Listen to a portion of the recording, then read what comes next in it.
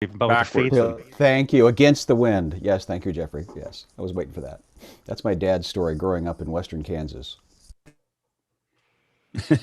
Your dad climbed up mountains in western Kansas? Exactly. See, you got it. Isn't that funny? Isn't it? Dodge out there in Liberal, almost Kansas.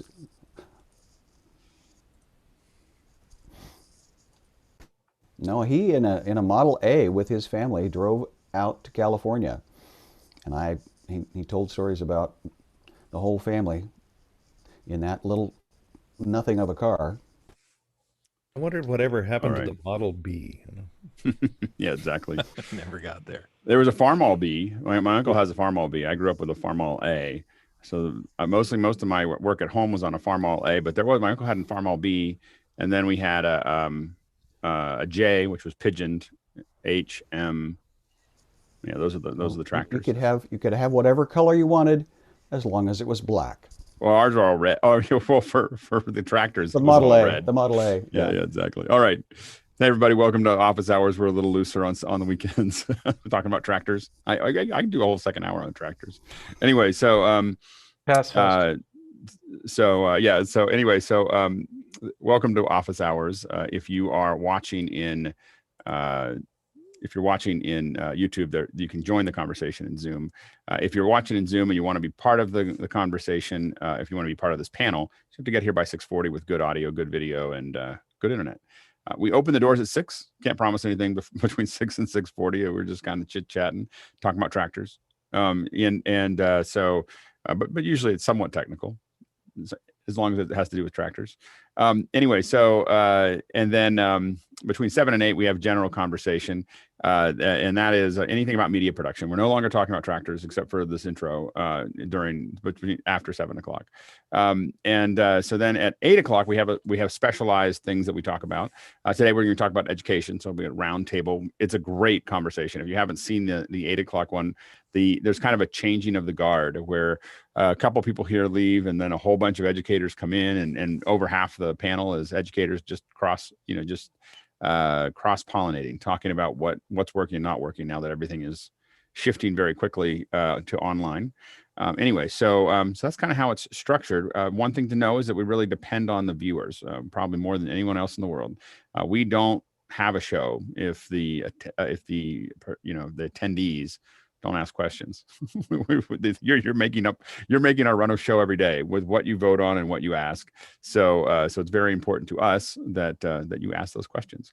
Now I'm in the middle of production, and so I'm going to be dipping back out again. If I get into a render, I may dip back in. So I'm not going to drop completely out, and I'll be listening to all of you intently. But I have the computer open, and I'm just kind of hear it while I'm working, which is great. If I can, during renders, I might jump in and try to be part of the conversation. But otherwise, I'm going to hand it off to Bill and let him run the rest of the morning. But thank you. It's good to see you all. I can't wait to. I'm happy doing what I'm doing, but I can't wait to be finished so that I can get back to just hanging out with you in the morning. So anyway, take care. Thank you, Alex. We missed having you here during the course of these times. All right, it's question and answer time. So we're going to start with John D. Pruitt's question. He's here on the panel and out of Huntersville, North Carolina. He said, I heard Alex say he uses Keynote to do graphics on a stream. How do you use Keynote this way? I'm using an ATEM Mini. So Alex.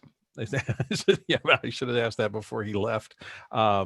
Anybody here know anything about that? I'm going to assume that he just launches Keynote on a laptop and uses that as the feed, but let's take a look. Jeffrey and then Courtney. Go ahead, Jeffrey. I haven't done this, but my understanding is what you have to do is you have to take the Keynote and you have to create individual slides for it, because the ATEM Mini does not do anything. Either that, or you can do the chroma key if you do a background on the chroma key for the stuff that you don't want in there. And then you can bring it in with a chroma key option. But those are the two ways that is my understanding on how to do it.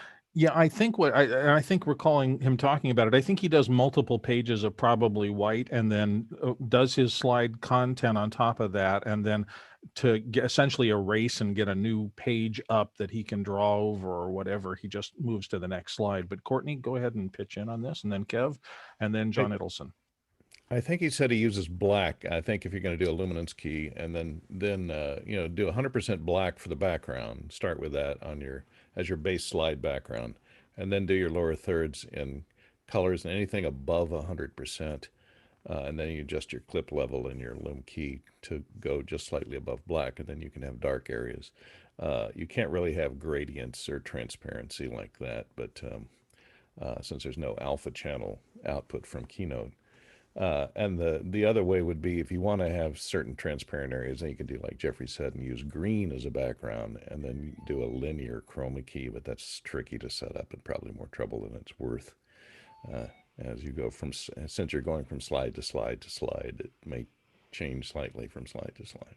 Okay, Kev Brewer. I was going to say that hasn't Alex already discussed this? And if that's the case, it'll be added in our previous programs, and you could probably locate the question on Keynote. I'm pretty sure he did that. It's one of the subjects we did a few months ago.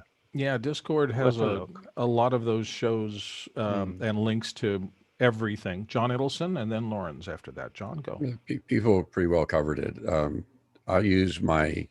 I play my keynotes back on an iPad and use the HDMI output, and that makes it easier for me to advance slides or graphics if I'm using graphics. And Courtney, when you pick the green, it works pretty well. It's not that hard because you can use the ATEM to select it. So, you know, I get the sickest looking green, lock it into that, and it tends to work well. I know Lawrence does a lot of this kind of presentation work. Lawrence, weigh in. Yeah, so it's important to mention here that you have to play your keynote presentation, play it in a window instead of just playing the presentation. Otherwise, it takes over. Just a regular play out will take over the rest of your screens. So play it in a window. On a related issue here, I bumped into an issue with Keynote the other day. If you just bring in Keynote into a Zoom meeting as a presentation, not the ATEM, so it's a little different story. If you play it in a window, it's very important that you share your screen in Zoom after you hit the play in window button. So how Keynote happens, if Keynote plays and you do play in a window, your interface disappears and your slide appears in a window, but behind the scenes, there's still two windows. You don't see the Keynote interface anymore. So if you share a Keynote over Zoom and you hit share screen or share the Keynote window before you hit the play button, it will stick on that old interface and your slides will not advance. I bumped into that twice. So that's a very important thing to remember. So this is one of those deals where order of operation is important to get the result that you want. Absolutely. John Idelson, you want to? I mean, that Keynote used to really take over everything. It was very confusing. So now you can set it in the Keynote to do the window out, but you lose a lot of the activity. But not talking graphics, but if you're using speaker notes and the like. So I found it most useful to have a second machine or my iPad. That way the Zoom machine is just doing what it needs to do rather than dealing with the craziness of the Keynote control. Keynote works really great if you're in front of audience, but. All righty then, let's move on to the next question. Francisco Mariquez of Sonoma, California says, I'm an administrator in a high school with about 75 teachers. How can I best use Zoom for having, this looks like it was not marked EDU, but this looks like it would be something for education. So let me move it back over and we'll hold it until we get into the education hour. Francisco, if for some reason that you can't stay for the education hour and you want us to come back to that, just drop another one in there and let me know and I'll take care of getting to that. John D. Pruitt again from Huntersville, North Carolina. Is there an easy way to adjust volume in Zoom? A lot of meeting participants and different audios, and I have to go through the Zoom preferences to adjust the volume, even if I'm using the system for output. He's on a Mac. Anyone want to talk about volume control in Zoom? I mean, yeah, pulling up that menu and just sliding the slider would be a little uncomfortable. TJ, go ahead. Just question is he talking volume like to his ears, or is he talking mic volume input? That's it's what I'm hearing, because getting them to adjust their microphone would be impossible because they don't go through this level of effort that we do here. So, I've got one guy that's like screaming in my ear, even though he's talking in a normal voice, because his mic is really hot. This other person is sounding like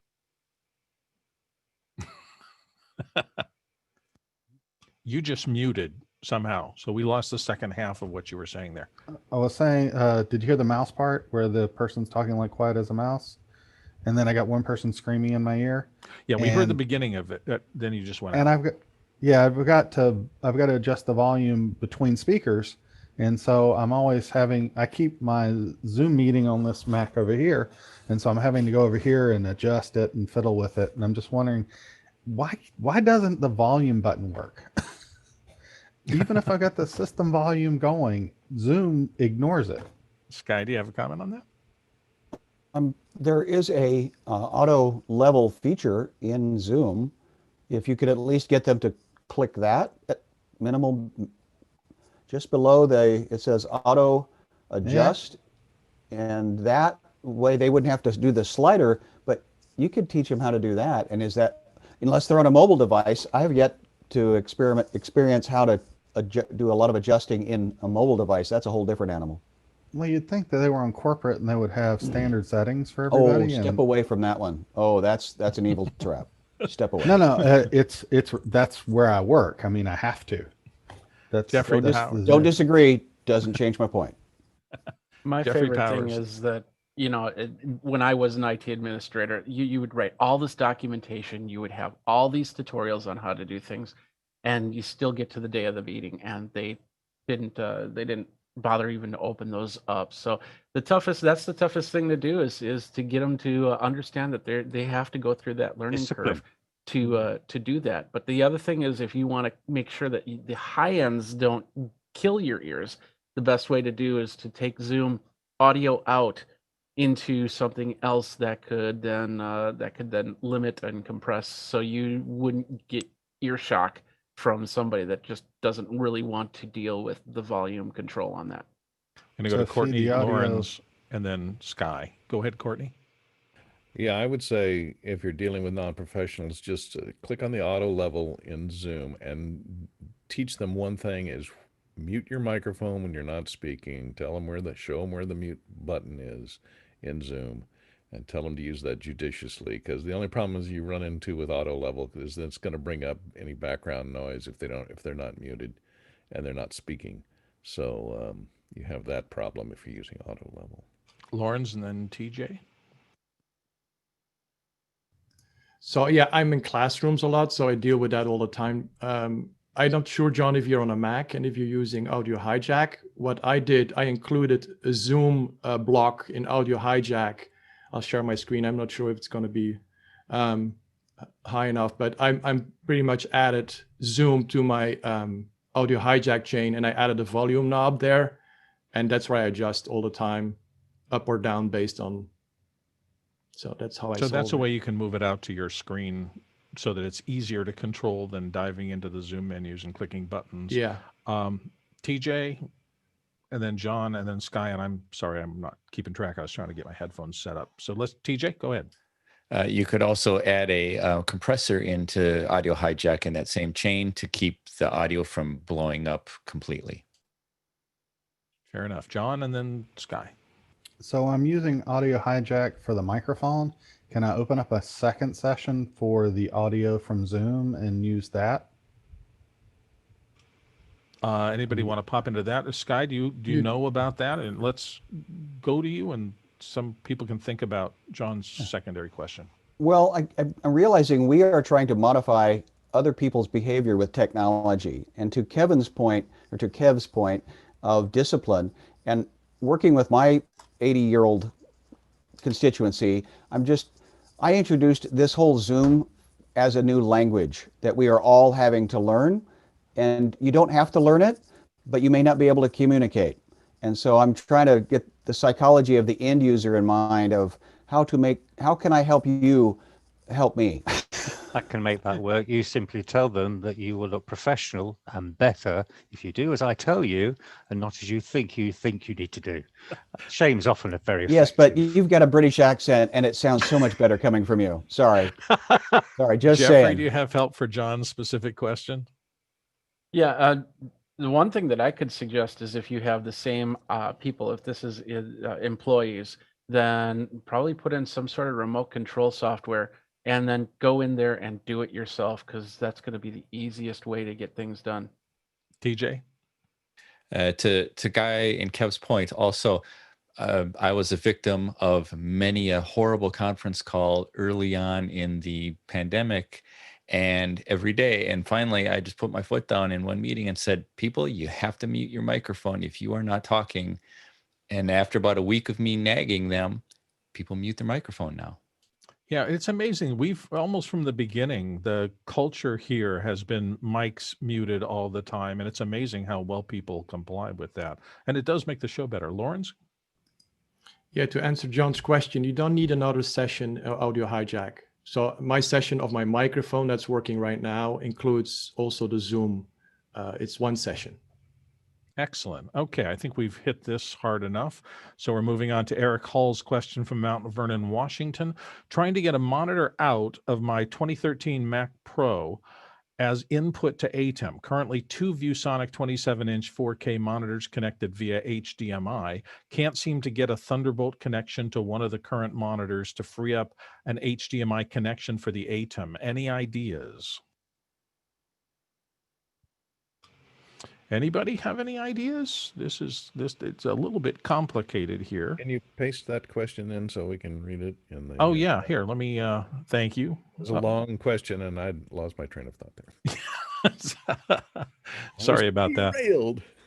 Yeah. So nobody has any, we're reading through it. So he's trying to get a monitor out of his 2013 Mac Pro as input to ATEM. So he's obviously got some kind of an HDMI, I would assume, coming into the ATEM since that's its input bus. Currently, 2 Viewsonic 27-inch 4K monitors connected via HDMI, but I'm not sure he says to what. Can't seem to get a Thunderbolt connection to one of the current monitors to free up an HDMI connection for the ATEM. Oh, so he's normally on 2 Viewsonic 27-inch monitors connected via HDMI. He's out of HDMI connection ports. So I'm going to say maybe that little HDMI splitter might give him a chance. I would run the ATEM direct and then maybe try to split your 2 Viewsonics onto that. Courtney? Yeah, I was going to say that if it has a direct HDMI out on that and use that one to feed the ATEM and try and make sure that that monitor output is set to 1080/30. Which is what the ATEM's like. 30. Yeah, the thing I used to say which ATEM, if it's a mini, if it's an older ATEM, you know, the television studio or television studio HD, that it requires 1080i, and it will choke on anything else. Oh, so it wants interlace. Yeah, that is older Mac Pro. If the mini though can handle pretty much anything. So okay, Jeffrey Powers, then TJ, then John Pruitt. Jeffrey. Yeah, there's a couple companies out there that do, because this is the Thunderbolt, I'm assuming this is the Thunderbolt 2 plugs going out to your 2 Viewsonics. So there are companies, I'm trying to think of the name, starts with an A, that deals with how splitting a DisplayPort into multiple monitors. But once again, your Viewsonic 4K will run in 1080p mode if you do that. But you'll be able to hook up 4 monitors from that point. In theory. Couldn't you go DisplayPort to HDMI and then do something like that little trip-light active HDMI splitter to split out there? That's a thought. Doing the splitter it's very possible, but the problem is that if you get the thing is DisplayPort is meant to actually do for 1080p monitors if you've got the right electronic in there. And there are companies that make these DisplayPort splitters that'll turn one into up to 4 monitors. Yeah, you should use those.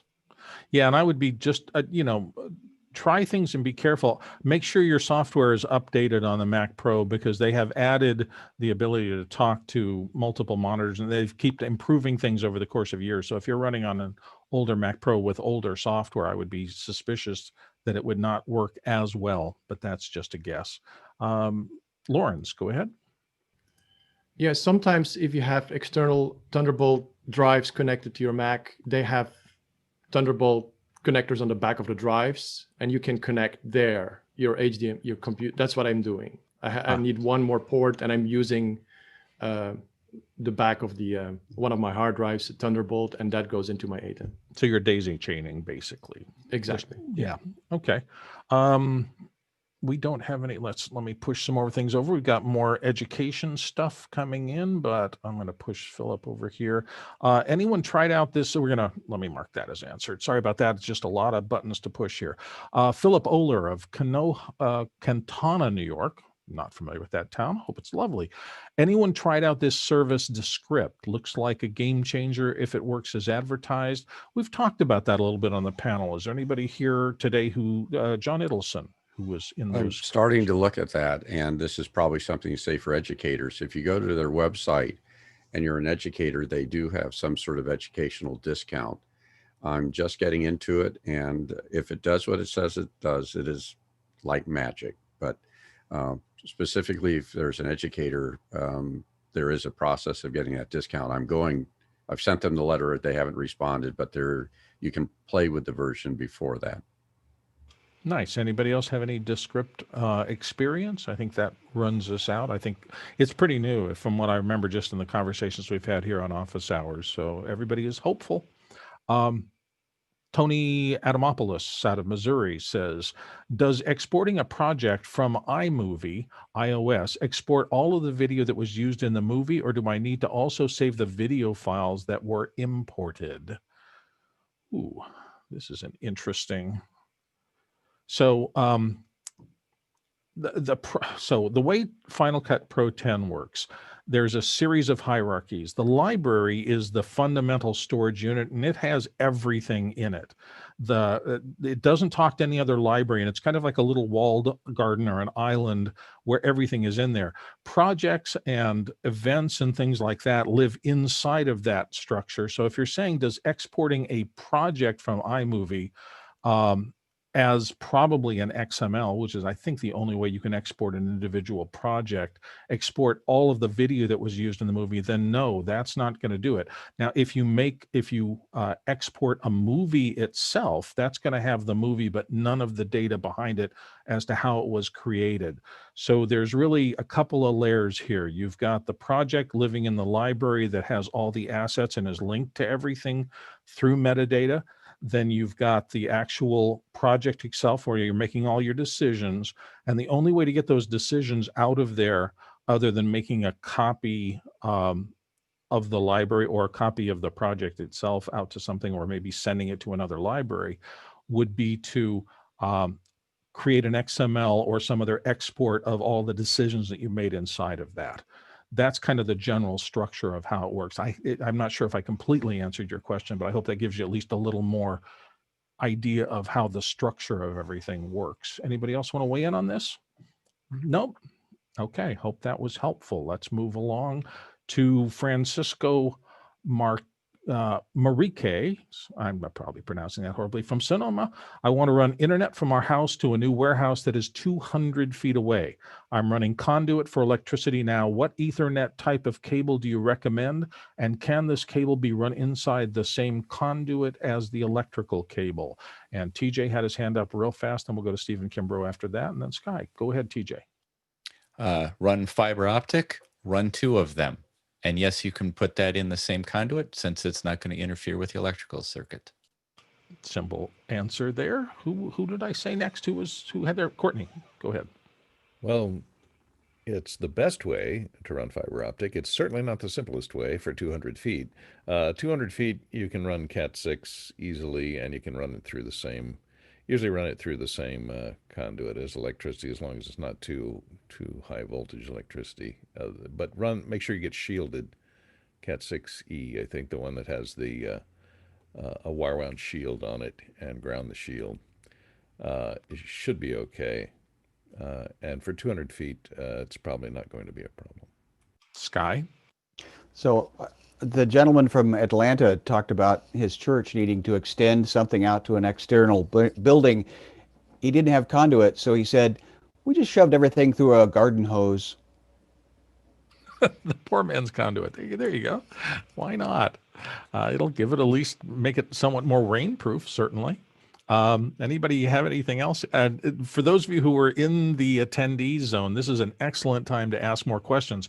We're stacking up education questions, which is wonderful. So we've got a lot of stuff for our second hour, but we could use more topics for discussion in the regular before we get to education. TJ, do you have something you wanted to say? Yeah, I just want to reiterate my run 2 cables. Regardless of what you end up running, run 2, because nothing worse than something breaking, something going wrong with the one cable, and you have no other way to get a backup without pulling, dragging new cable. If you got 2, you've got time to fix the other one.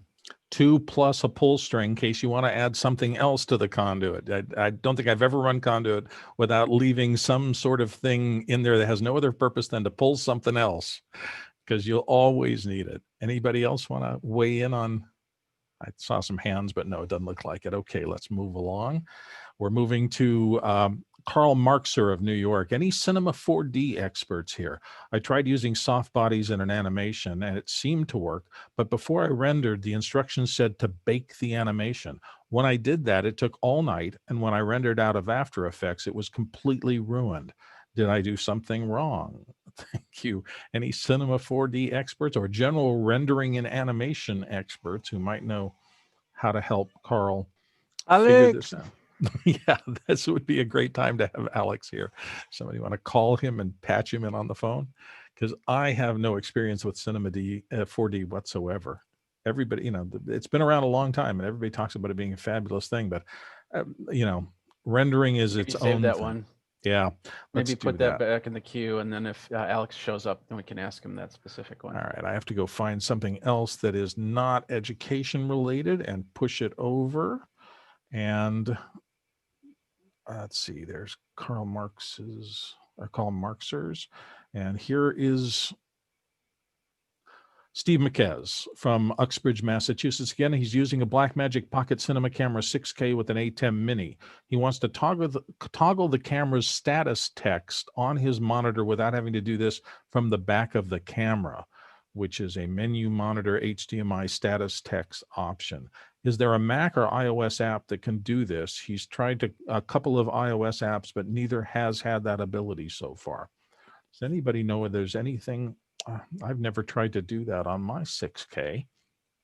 So this would be more granular camera control from some sort of an app on the outside. Right, we're getting 0 hands up, so I don't know. You may have stumped us on this one. I guess this is the time to maybe turn to the Blackmagic tech support folks and send something into them directly, because they're going to know more about this than anybody else on the planet. Has anybody had any experiences with talking to Blackmagic tech support, and can you get something to them and get a response quickly? Go ahead, Victor. Yes, I've had really good experiences calling them up, calling the number, getting in their queue. You get to a live person. That's been the best way to really get results for me. Okay, so the phone support works as well. Courtney, go ahead. I was just going to say their forums are pretty good too, and they do monitor them pretty well. And you also have the benefit of having a multitude of people that are on that forum that may have had the same problem that tech support may not even know about yet. So somebody may have come up with a solution that tech support doesn't even know about yet. So the forum is a good place to start. And then if you can't get anywhere with that, then call them up. Okay, so this next question coming up, I want people to talk about for at least 15 minutes each person who goes, because we're we're very bereft of general questions. Again, we've got a lot of stuff in the EDU queue, and I'm looking forward to getting to those, but I'm going to try my best not to get to them before the 8 o'clock hour when all of our education experts show up, because it's unfair to our audience to ask EDU questions and not have access to the incredible expertise of the education professionals who show up here every day. But Chris Clark says, helping today to set up a Zoom seminar, and Chris is from the education panel often, so this actually is EDU, but I think need advice on how to add a music track from YouTube to a PowerPoint slide deck. So does anybody want to walk us through the best way to add music tracks that somebody has scraped or captured from YouTube? So that might be a first topic. and then embed them in a PowerPoint slide deck so they can run for an audience. Oops, I'm getting no hands. That surprises me. John Pruitt's going to take a shot at it. Then Jeffrey, go ahead, John. Yeah, I was going to say I would recommend instead of embedding it or something like that, get a video out from your computer, use something like an ATEM or some other video input device to stream it over video so that you'll get a better quality. I don't know if they're going to be using just the audio track or if they're going to be using audio and video, but I would recommend bringing it in through the video stream or that kind of thing so that you'll have a better results, better quality out. It's just amazing to me. There's so many Zoom webinars happening out there, and this has been such a transition for the entire world that it's amazing to me that everything is working as well as it is. Jeffrey, go ahead and dive in on this. So I think what he's trying to do is in PowerPoint, you can embed a YouTube video. And if you're doing that in a Mac area, that makes things a little bit tougher. On PC, it's a little bit easier to do.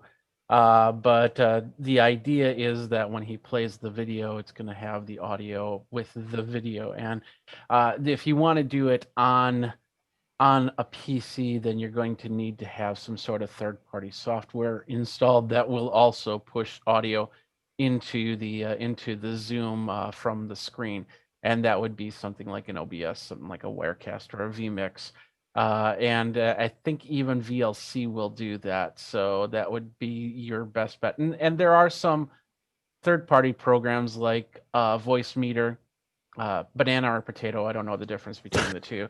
They'll actually work with that. Yeah. So you can use those options as well. He said add a track from YouTube though. So that's an embed.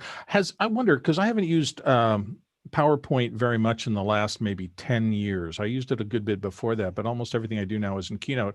And the one thing that used to drive me crazy was that if you move an asset, the links to Keynote were constantly getting broken, and everything would work fine on the client's computer. We'd take it and put it on the presentation computer, and all the links wouldn't function and none of the videos would fire. Are they doing more in terms of embedding this kind of content inside PowerPoint so that it has a tougher link? I'm getting a weird thing from John Pruitt. Kev, go ahead.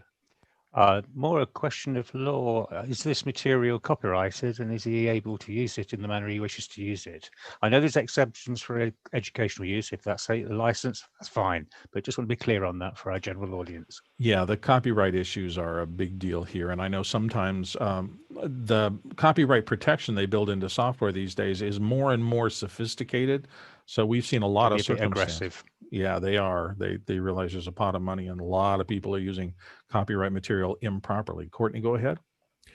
Well, if it's already up on YouTube and it has stayed up on YouTube and hasn't disappeared, it probably has passed the copyright police on YouTube. Sticky more his use of it. It doesn't free you from a lawyer trying to sue you, but at least you know that the guy on YouTube has gotten away with it for a period of time, longer than a day or two. Yeah, the whole copyright rabbit hole is a rabbit hole that once you go down, and we've talked about it, Alex has talked about it numerous times. We've had this discussion over and over again. I just think this is a process of the law is the law. The law is different country to country. The regulations are different in all sorts of different areas. And sometimes the whole thing is a coin flip about, will somebody care enough to tag you? And it used to be, will somebody at the copyright holders law firm or something care enough to tag you? Now you've got all these bots looking for and listening to client content all over the web in real time with no human intervention. And I think sending out stop and take down notices and things like that without really people being involved in the process. John Pruitt was here earlier, and then Jeffrey after that. Go, John.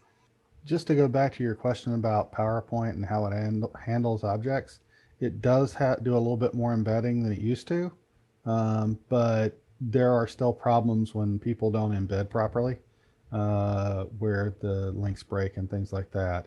Embedding a YouTube video should work usually as long as you have an internet connection, but I wouldn't recommend doing that if you're going to be streaming it over a Zoom meeting, because that's going to be stressing your bandwidth, because you're going to be pumping out through the Zoom and receiving video from YouTube and from the Zoom chat. So now, I wonder if they're looking to get a live feed into their PowerPoint, and then you have to have an internet connection. You have to do that. I mean, the Keynote process always that I used was to get the asset, whatever it was, on my desktop as a thing, and then embed that in Keynote, and then make sure the two of those traveled together so that wherever the Keynote presentation that I was doing would play out, it had the access to the file directly and didn't have to look for it. Jeffrey? That's probably one of the best ways to do it, is just to download it so you don't have to deal with internet issues to bring there. And there's different ways to do that.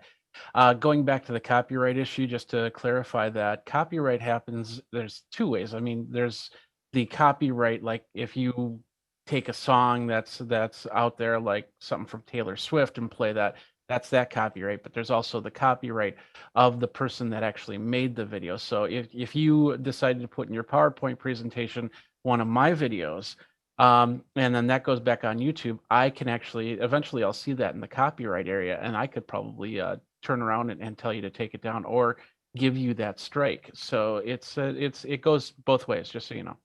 I always think of copyright as those Russian nesting dolls. There's always a copyright inside the copyright that's inside another copyright.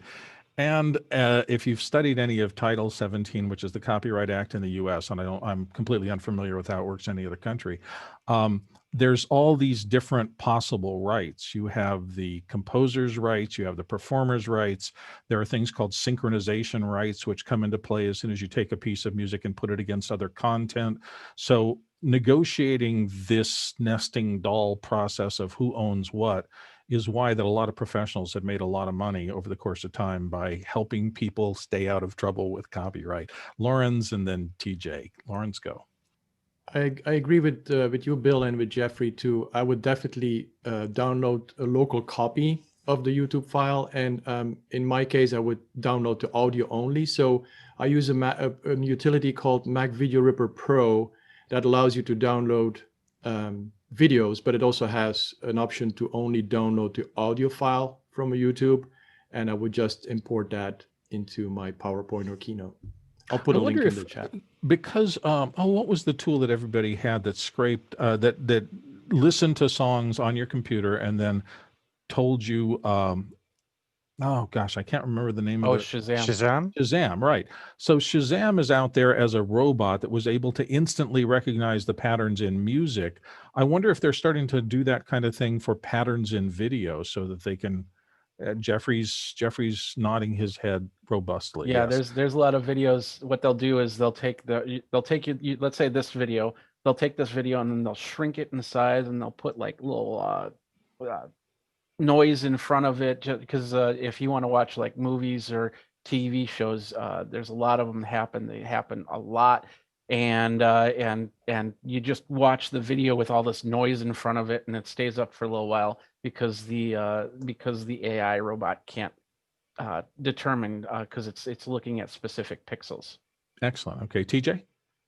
I think we've got a little far afield from the original question.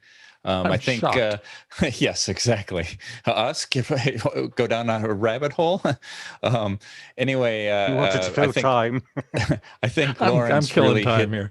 Yeah, I think Lawrence really hit the answer nicely with his thing to pull the audio out of the YouTube video, because that's really what I think I understand the question to be.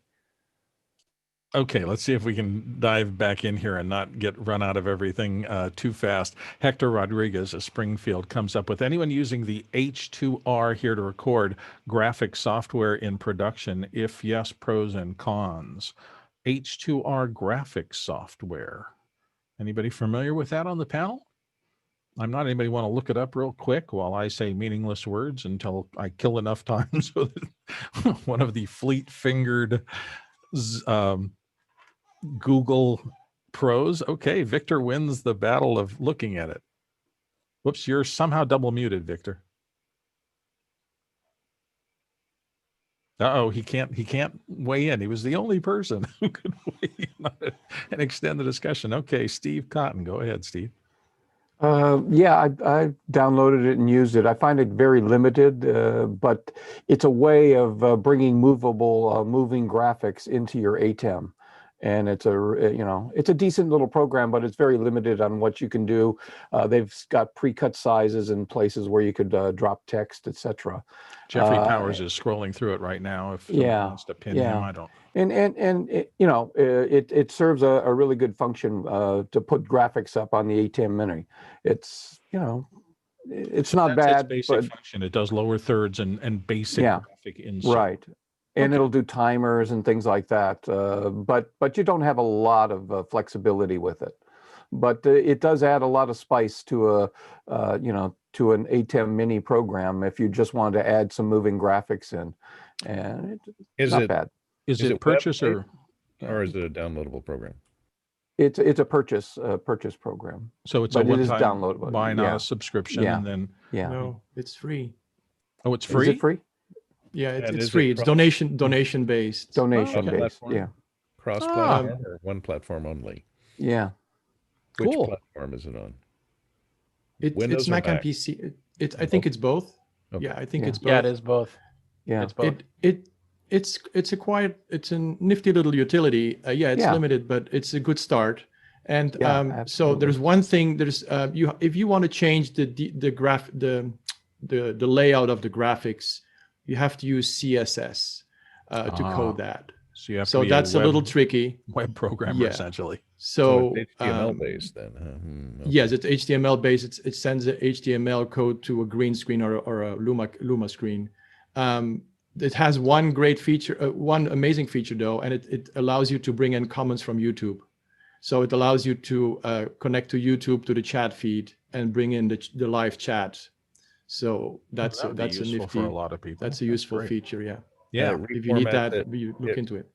Does it reformat it into the graphics format that you've chosen then that just pulls the text out of the chat and then reformats it and puts it in right? Yes, correct.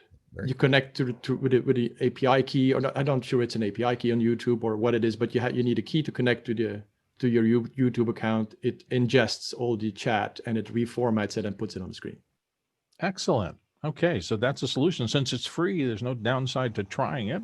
And hopefully the developers behind it, if you start to depend on it, keep it a lively program for development and it doesn't go away after a while. That's sometimes the problem with freeware and that kind of thing. But there are programs that have been around for 20, 30 years that started out as that model and still are going strong today. Let's move on to Keenan Campbell's question from Princeton, Illinois. And Keenan asks, general question, looking to buy a Blackmagic Design 6K camera. What's the best lens that we should purchase that won't cost a fortune? Used for general seminars, press conferences, and so forth. The lens topic, that is a huge thing. TJ, you want to start the process? Sure. For the 6K, if you get the Canon, I think it comes with a Canon mount. There's a lot of reasonably priced Canon mount lenses that are out there. Tamron is one brand. So just kind of figure out what focal length you're going to need. That's the most important thing, whether you're going to need a wide angle or a telephoto type, how far away from your subject are you going to be? That's going to be your first driving factor. And then there's lots of lenses in each focal length in many different price ranges. So it's just a matter of trying to decide what your budget can allow. Obviously, the Canon lenses tend to be a little bit better constructed and built, but even Canon themselves have various price points for their lenses. Yeah, Canon has general purpose lenses. Then they have their EF glass, which is generally more expensive, generally better built and designed, has better weatherproofing. It's designed pretty much for the professional market. And isn't there a tool on the iPhone, we've talked about this a couple of times, that lets you take the iPhone camera and it maps what other focal lengths would look like. And that might be a useful tool if you want to decide how wide a lens do I need, based on if I'm using it for something like we use these lenses for something on our desktop to do a head and some shoulders shot. Is 16 millimeters appropriate? Is 24 millimeters appropriate? You also have some mathematical shenanigans where if you're on a crop sensor or something other than full frame, those focal lengths do change a little bit. So figuring out the right lens is a bit of a discussion.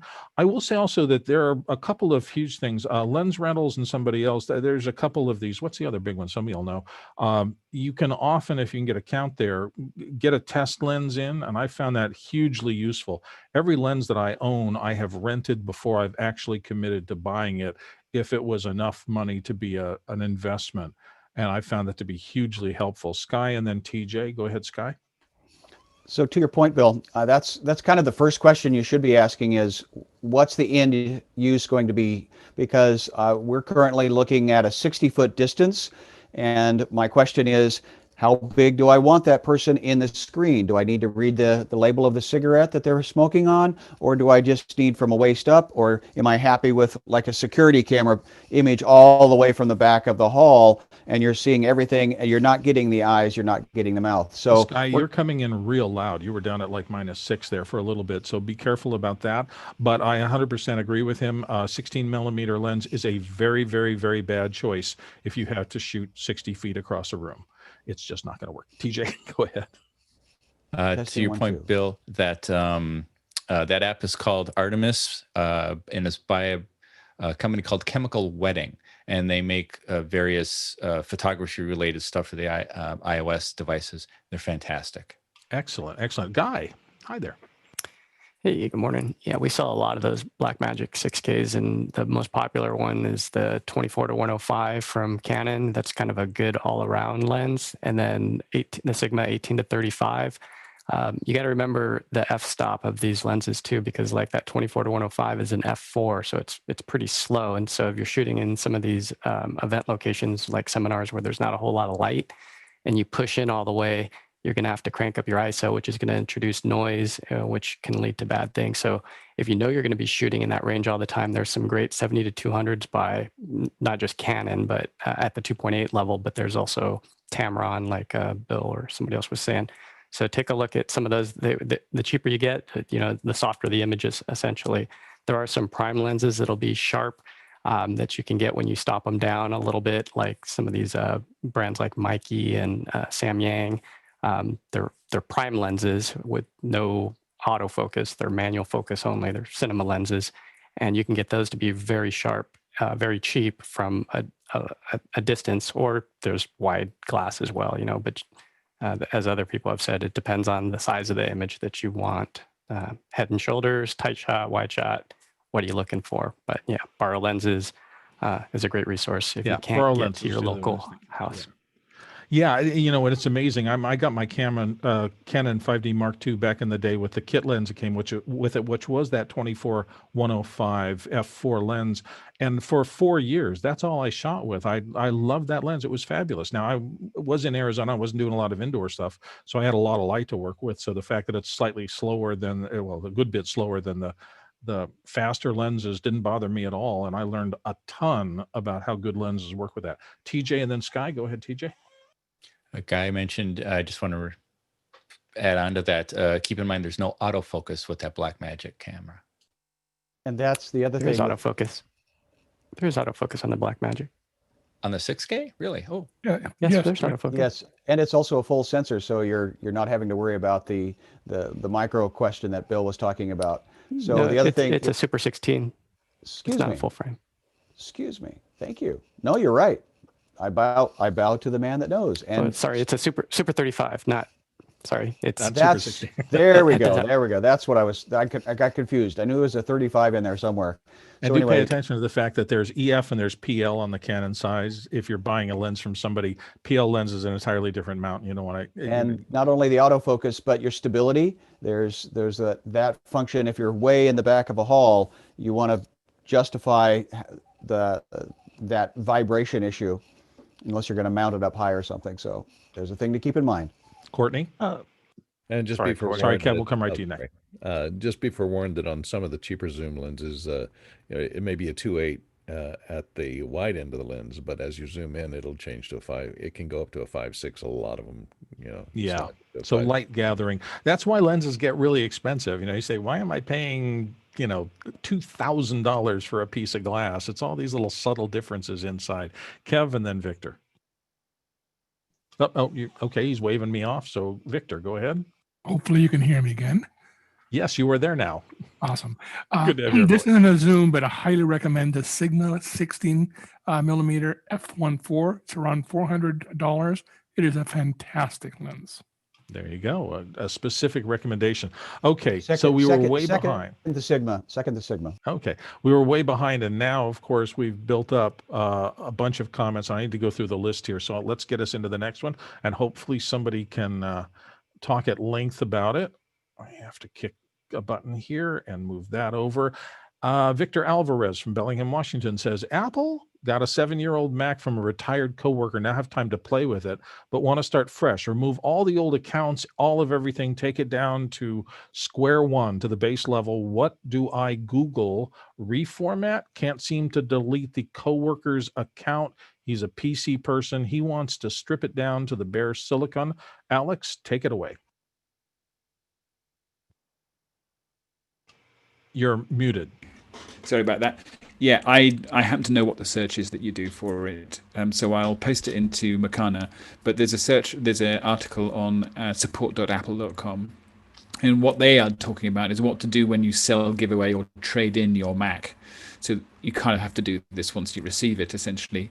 So in terms of signing out of iTunes, signing out of iCloud, signing out of iMessage, reset the NVRAM. It explains how to do all these things in this article. And unpair Bluetooth devices if you can. And also how to erase the hard drive and reinstall macOS. So there is a search for it. It's just what to do before you sell, give away, or trade in your Mac. And it's on applesupport.com. I'll paste it into Macana. So we're inside 10 minutes and we've got like 12 questions. So suddenly we're behind the 8 ball. So let's go into semi-speed round. Sky says, does anybody use the FeiyuTech G6 MAX GIMBAL? Suggestion or recommendations with an iPhone? Anybody use that particular gimbal? And Sky is holding it up to show us what it looks like. Does anybody have personal experience with that particular unit? There it is. It looks fine. Boy, isn't it how gimbals have just come in and the prices have dropped so much. I remember when the first ones came out, they were hundreds and very finicky. No? Okay. I guess nobody has specific information on that unit. Sorry, Scott. Really Jeffrey. quick. Just the thing about those companies is they're probably made by other companies, and then everybody buys them, puts their own brand on them. So it's probably very similar to a couple of the gimbals I have sitting here, even though it's not the same brand name. Yeah. So, so my suggestion. Tips and tricks. Tips and tricks, please. Well, the first thing and the most important thing is just to just to go through the calibration process of any of those gimbals, and then put your camera on it and see how it responds to that. I know some people that do some really cool things with the counterweights, where they're just basically taping coins to the to make sure that it works a little bit better for whatever camera. Because the biggest problem is it can say, okay, it's for this type of camera, this type of camera, this type of camera, or like I have one sitting over here that says 1 pound, but I have a camera that's 1.1 pound, and then you have lenses that you attach to it and things like that. So that would be the biggest tip that I'd have, is just calibrate it and then see where it goes from there. Okay, let's slip along real fast. Courtney, real quick. You have a quick comment? If there's a focal plane marking, which is usually a little circle with a line through it on the side of the camera, line that up with the center of rotation on the tilt, and that will make things a little bit easier for it. Then balance it out after that. Good. Let's move along. Tony Nachapasic from Dallas says, for a financial webinar, presenter, and videos, what are some ideas to make it more interactive with the audience? Ooh, we should have had this earlier. We could have talked for a half hour on that. Interactive financial webinar presentations. How do you interact with screens full of spreadsheets? And no one's raising. It's the subject, Yeah. Financial webinar, it kind of limits what you can get away with. Yeah, it's tough. You make it too cutesy, they're not going to take you seriously. If you, Exactly. Here's a good tip for you. If it's a financial webinar and there's a lot of money behind this that people are trying to make or whatever, hire a designer. Designers can turn dull stuff into beautiful stuff. That's what they do, and that's why we pay them. TJ, real quick, and then Steve, real quick. Go ahead. Well, like we do here, if you want to get questions and stuff, have somebody managing that process to get the questions and filter them so that you're not getting random weird questions in the mix, and you can deal with them appropriately. Real quick, Steve, do you have a comment? I'm going to move on. Real quick, the SEC actually says how you're supposed to do it if this is forward-looking and stuff related to your official filings. And there's a lot of laws you have to read and get a designer. Yeah, it's highly regulated, highly regulated. Steve Canton, real quick. Yeah, one thing that you might think about is for education, gamify it. Make it more of a game. Have fun with it. And you know, if you're using dry financial information, make some sort of game about it, and that might make it a little more interactive. But as Stephen said, watch out. If it's all SEC information, you better be very, very careful on how you present it all. Okay, the next question appears to be for me, and somebody wanted to know when I showed my, so I went to this camera yesterday and I have these arms all over the place. What arms are you using? So basically they're just articulated arms. I think one of them says eye stabilizer on it, but I think the other ones are those inexpensive newer arms. They have the little clamps. My desk has been with me for 30 years and it has a little ridge along it. So it's easy for me to clamp to that. And then I'm using just standard iPhone and or iPad holders to suspend them where I can see them, so everything kind of stays in front of me while I'm working. So that's the whole 9 yards. Looking to Jason Robertshaw next, Sarasota, Florida, looking to replace a Mackie ProFX8X audio mixer. Need 10 to 12 input suggestions for under $500. Go ahead, TJ. Sorry, you want to flip your view back to your main camera. Oh, thank you. Duh. Yeah. Oh, that was the whole comment. I thought you were going to talk about a Mackie Pro FX8 audio mixer, but no one has any, none of our audio gurus. Mickey isn't here. Oh, John's here. So John, talk in, and then we'll do to Courtney and Jeffrey. Go, John, real quick. I had this Mackie mixer, and the preamps were super noisy. I would, and you're in the ballpark, move to one of the Scarletts, like a 20i20 or a 12i20 for about that range. The preamps are way cleaner. That would be my choice. Okay, let's move along. Alex Goldner from the panel. Does anyone have any experience setting up an HDR workflow in After Effects? All my exports seem to come out as SDR. My project settings for colors are 32 bits per channel. Anybody in the graphics guru realm here who can help Alex out? Isn't our Alex working on HDR? He's doing something on that right now. Apparently. He could be, and I'm sure he would have far more knowledge than I do about this. This is not my... looking at this.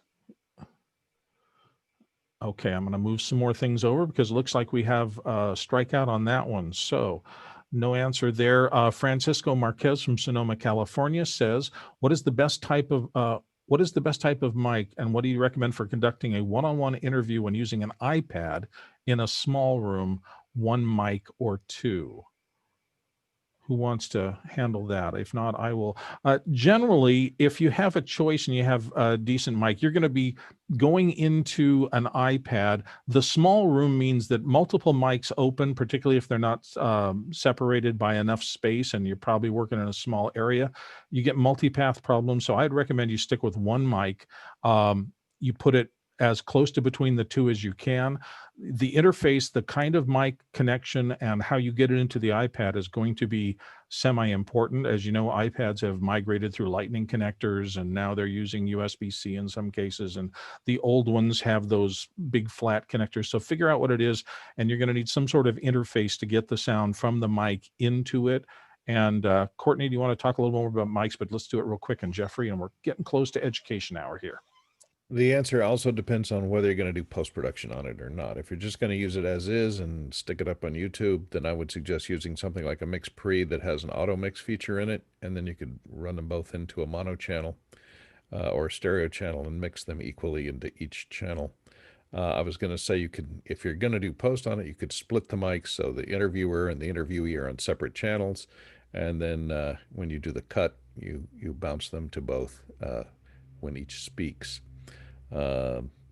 but depends on whether or not you're doing post or not. If Jeffrey, not, 30 seconds, and we're going to have to move on. Also depends on if you're doing audio or video. What are you using the iPad and software? There is some software for podcasters out there, and they changed the name. I think it's called Backpack Studio now, where you can bring in and it gives you a soundboard and everything like that.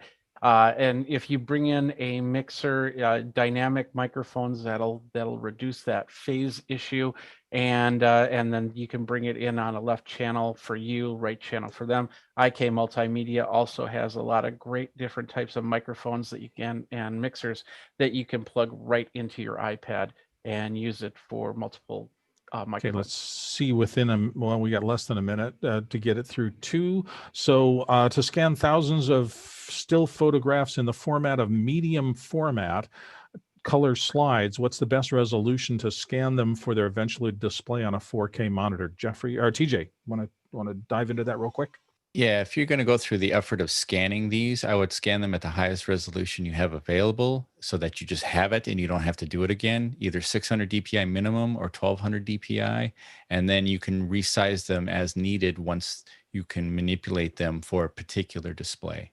Excellent answer. I will say, though, that if you're using some programs, and I know Final Cut 10 that I use does this, and you throw those huge slides in there, it will not dumb them down. It will take them at full resolution. So 30 slides that were scanned as monstrous billboard side things will slow the program down. You really do want to resize them before you bring them in. And the general formula is if you're going to blow it up twice, zoom in on it twice, you want it to be twice the size of your screen resolution. So that's a quick thing. I guess we've got one more. I'm going to toss that into answer. Anyone watch the Springsteen doc on Apple TV? What mic was he using? Anybody see that and know enough about microphones to suss it out? I haven't seen it. He was on TV last night live, but it wasn't Apple. Oh, I don't know what the mic was.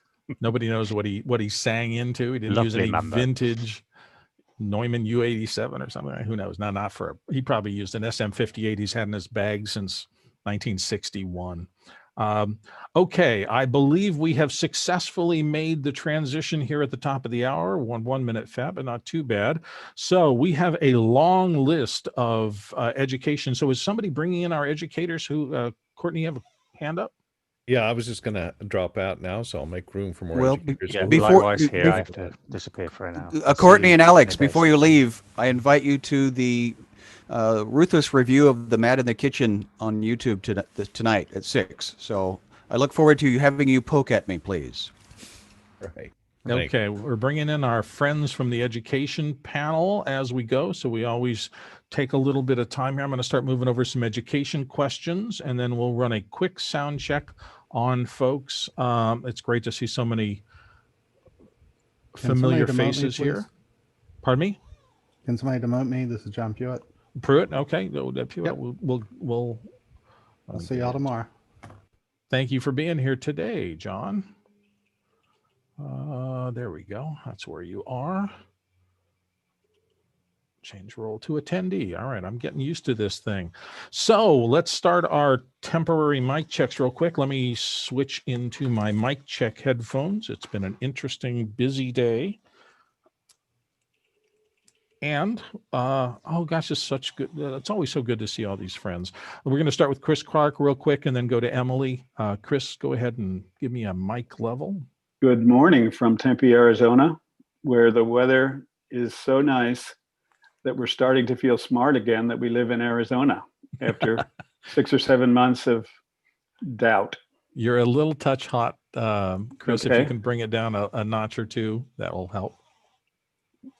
I'm still in Tempe, Arizona, and feeling optimistic about 2022, but not so much about 2021 quite yet. Yeah, I think at the end there you hit it just fine. Emily, good to see you. Welcome, and turn your mic on. Good morning.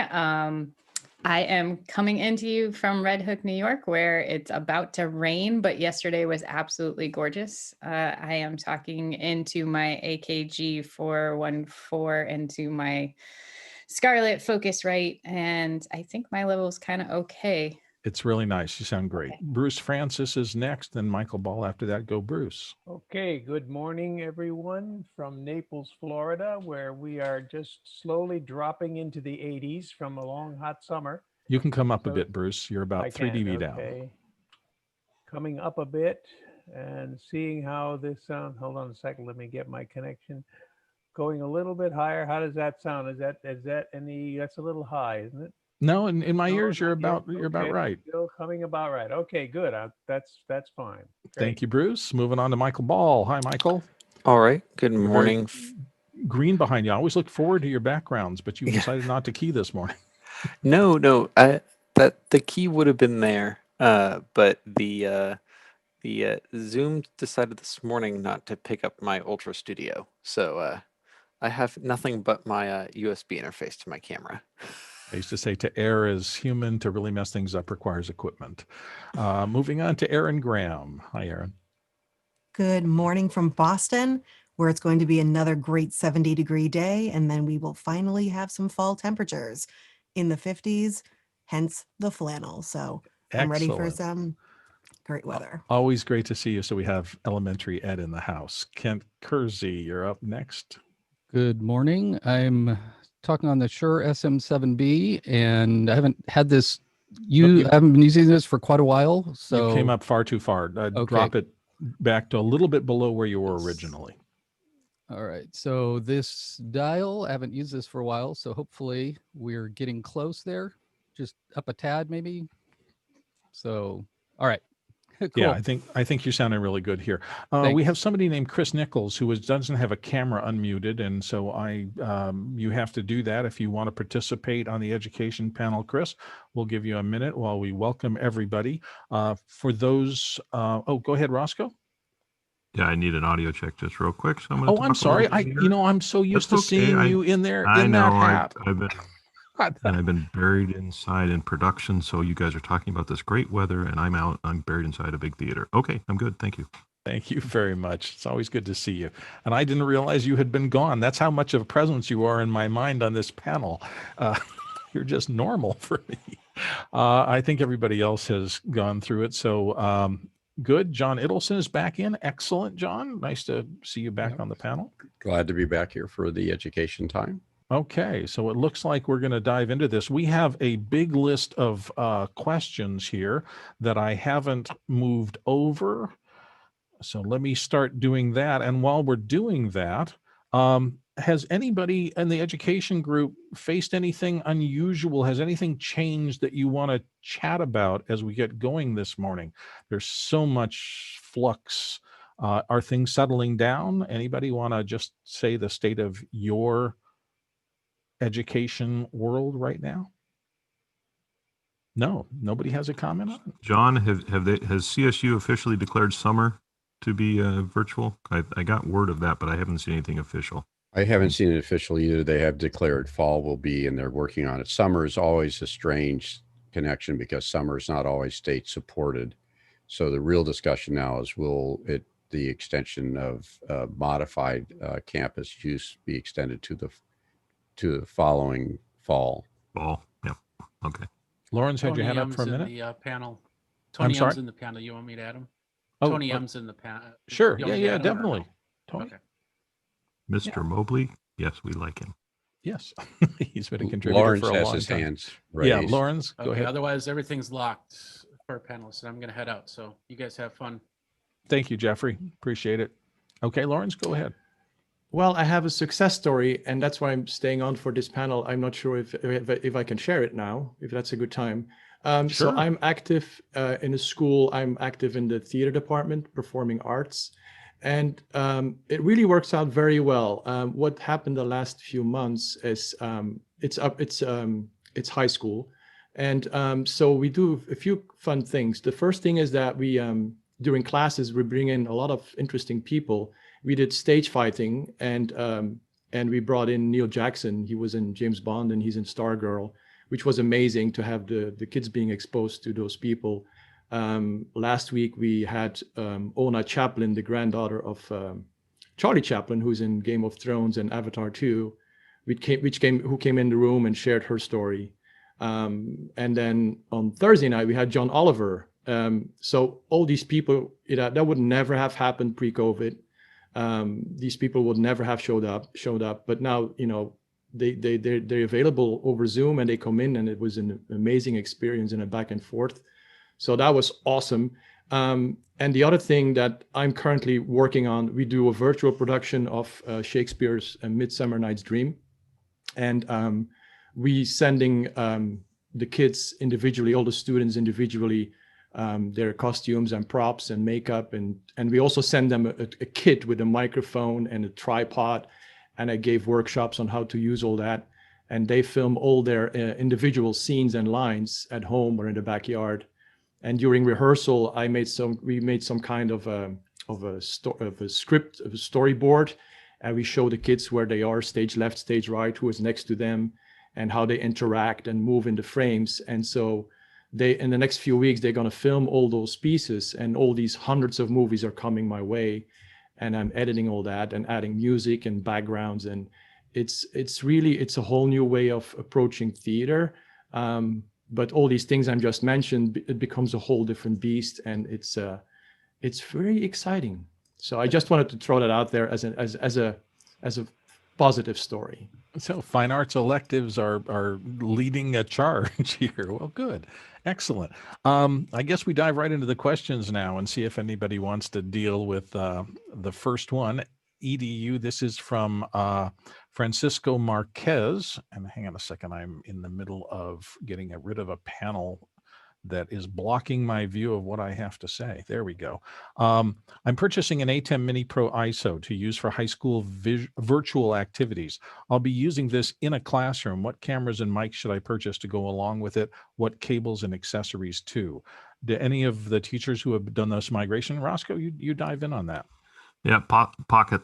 Definitely get a pocket, either 4K or a 6K. If you're using an ATEM and you want, to control it and have the software work smoothly with the camera controls and all that, definitely look at the pockets. I mean, it's lower price stuff, but this system is designed together. So yeah, if you have the money and I don't know if this is a district or whether you're doing it yourself for personal as a teacher, and I hope not. I hope the district is providing you with every single thing you need. We've been very high on the panel on the connection ability of the ATEM line of cameras from Blackmagic Design and their mini switchers, and how they work together and allow you to control a lot of things from the switcher that happen in the camera. Roscoe? Yeah, in the Monoprice, we tested a 75-foot HDMI cable from Monoprice. Works great controlling and talking to the camera, so that gets you wide. As far as microphones go, I would always say go with the SM58s because they're bulletproof, they work, and the kids can drop them and they'll keep working. Yeah, that's true. There are some mics that have a reputation. I mean, they've been on stage with rock bands, twirling them at the end of cables and bashing them into amplifiers for decades. And no matter what you do to them, they seem to still keep working. Anybody else want to dive into anything about hardware options? John Edelson. Well, I just, and I love my ATEM Mini, but really depending on the skill level that he has and the staff that he has, there are options of other switchers that are not as demanding of technical background and skill. Roland has some very good mixers that we've used with elementary schools doing school news. With power comes responsibility. The ATEM and the 6K and 4K cameras do require a level of professionalism to make them work properly. And in some instances, you might be better served with a roll-on mixer that you just plug in an HDMI cable and switch with that. In terms of audio, I'm interested in how many teachers in the panel are working with hardwire, how many are working with wireless systems, and just what seems to be good strategies for getting your voice clearly to the students you have to teach. And in conjunction with that, are you in a virtual teaching circumstance, hybrid, or in classrooms? Anybody want to raise a hand and describe what they're succeeding with? Nobody. Bruce is going to be brave and describe it. You're muted, Bruce. Is that better now? You can hear me. Okay. Yeah, that helps a lot. Mine is also somewhat specialized in that I work with doctoral students, but I took my son's advice from the very beginning and made sure that everything was wired. and it works wonderfully. The only times that it goes wrong is sometimes if we get messed up, but then we have to talk on the telephone, which I guess is really wired too. But Yeah. wired is so much better than wireless. I've become a real believer. It's interesting because you know, a wireless system really is a radio station broadcaster and a transmitter doing the job of a piece of cable. And the pieces of cable are kind of fail-proof usually. I mean, it's rare you get some ground lifted or something that causes it not to work, but day in and day out, you plug in wires and they work. And we do have problems with wireless, but I always wondered, you know, I know teachers have different styles, and then some are at the podium and some are more wander oriented. And of course, a lot of that has changed now we're under COVID because they're having to present through a camera or something like that, as opposed to in the classroom. And I just wondered if there was any trends that anybody saw and any things that were working specifically well. But with exception to raised hands, we'll move on to the next one. Francisco Manriquez of Sonoma, California, says he's an administrator with a high school with about 75 teachers. How can I best use Zoom from having engaging faculty and staff meetings? Our meetings are about an hour and a half. So he wants to take the Zoom system and use it for meetings. Go ahead, Emily first, then Chris Clark right after that. Go, Emily. Well, so before COVID, I had one administrator successfully flip the faculty meeting, where he recorded, you know, his message to the teachers, whatever it was that they needed to do. And to make sure that they did it, he put different questions throughout that they had to answer, like through, I think he used Microsoft Forms because he's very limited in what he had access to. Might have been SurveyMonkey. But then he also had like activities for them to, like, here's an article to read. And if you want to do feedback, here's a discussion board. You guys can have a little discussion about what's going on there. But one of the things that we did realize is that it doesn't need to be an hour and a half, especially if it's live. Nobody wants that, especially if you're filling time. However, so number one, make it shorter if possible. I know sometimes it's mandated. And unfortunately, like one of my districts, their union won't let me train. So I can't demonstrate during a faculty meeting, like how something works. Even if the principal is like, oh my gosh, we really need to know how to use this and I have some time. So make sure you're not going over anything mandated that you're not supposed to. But with Zoom, the breakout rooms in a longer meeting are really great because you could have them have smaller group discussions and kind of create the groups so that, you know, they're not just the fourth grade teachers. It could be one fourth grade teacher, one third grade, one fifth grade, and they could have a discussion and kind of cross-pollinate, or content area cross-pollination. And then give them something fun to do. Like one of our teachers did a MacGyver activity where she gave people like a couple pieces of pasta, some Post-it notes, and I don't remember what else. They were all in baggies, and then everybody got them. And then during the meeting, they had to build something. She gave them a certain amount of time. They had to build it. It was kind of like just interesting to see people, coming up with innovative ideas and thinking outside of the box. And then going into the meeting, people were less negative, which tends to be the main issue with faculty meetings, is it can quickly, if not guided well, become a bitch fest about everything that's wrong. And then if you can have a moderator in this style would be really nice, and some sort of question and answer voting system. So if you're using Google Slides, you vote up the questions from the faculty, so you don't get the one person who holds the mic and doesn't let it go. And then finally, there was one other thing I was going to say, which we don't want to virtual model activities. Model the activities you want the teachers to do with their students. So don't sit there and drone on for an hour and a half, because no one wants to listen to you, and that's not what your students want to listen to either. So break it up. About the mic thing. Yeah, we don't want to virtualize the worst part of long meetings. We like to try to virtualize the best parts of them. Chris Clark, go ahead. Well, Emily did it again. She said everything I was going to say, but much better. Thank you, Emily. I do have one more micro suggestion, which is build in a part of the agenda for success stories from the teachers. So yeah, she thought of that, right? I know Emily thought of it already, but I'm just echoing her. So yeah, if you turn the faculty meeting around from one in which the leader who's calling the faculty meeting is doing all the talking, instead have it be welling up from the group.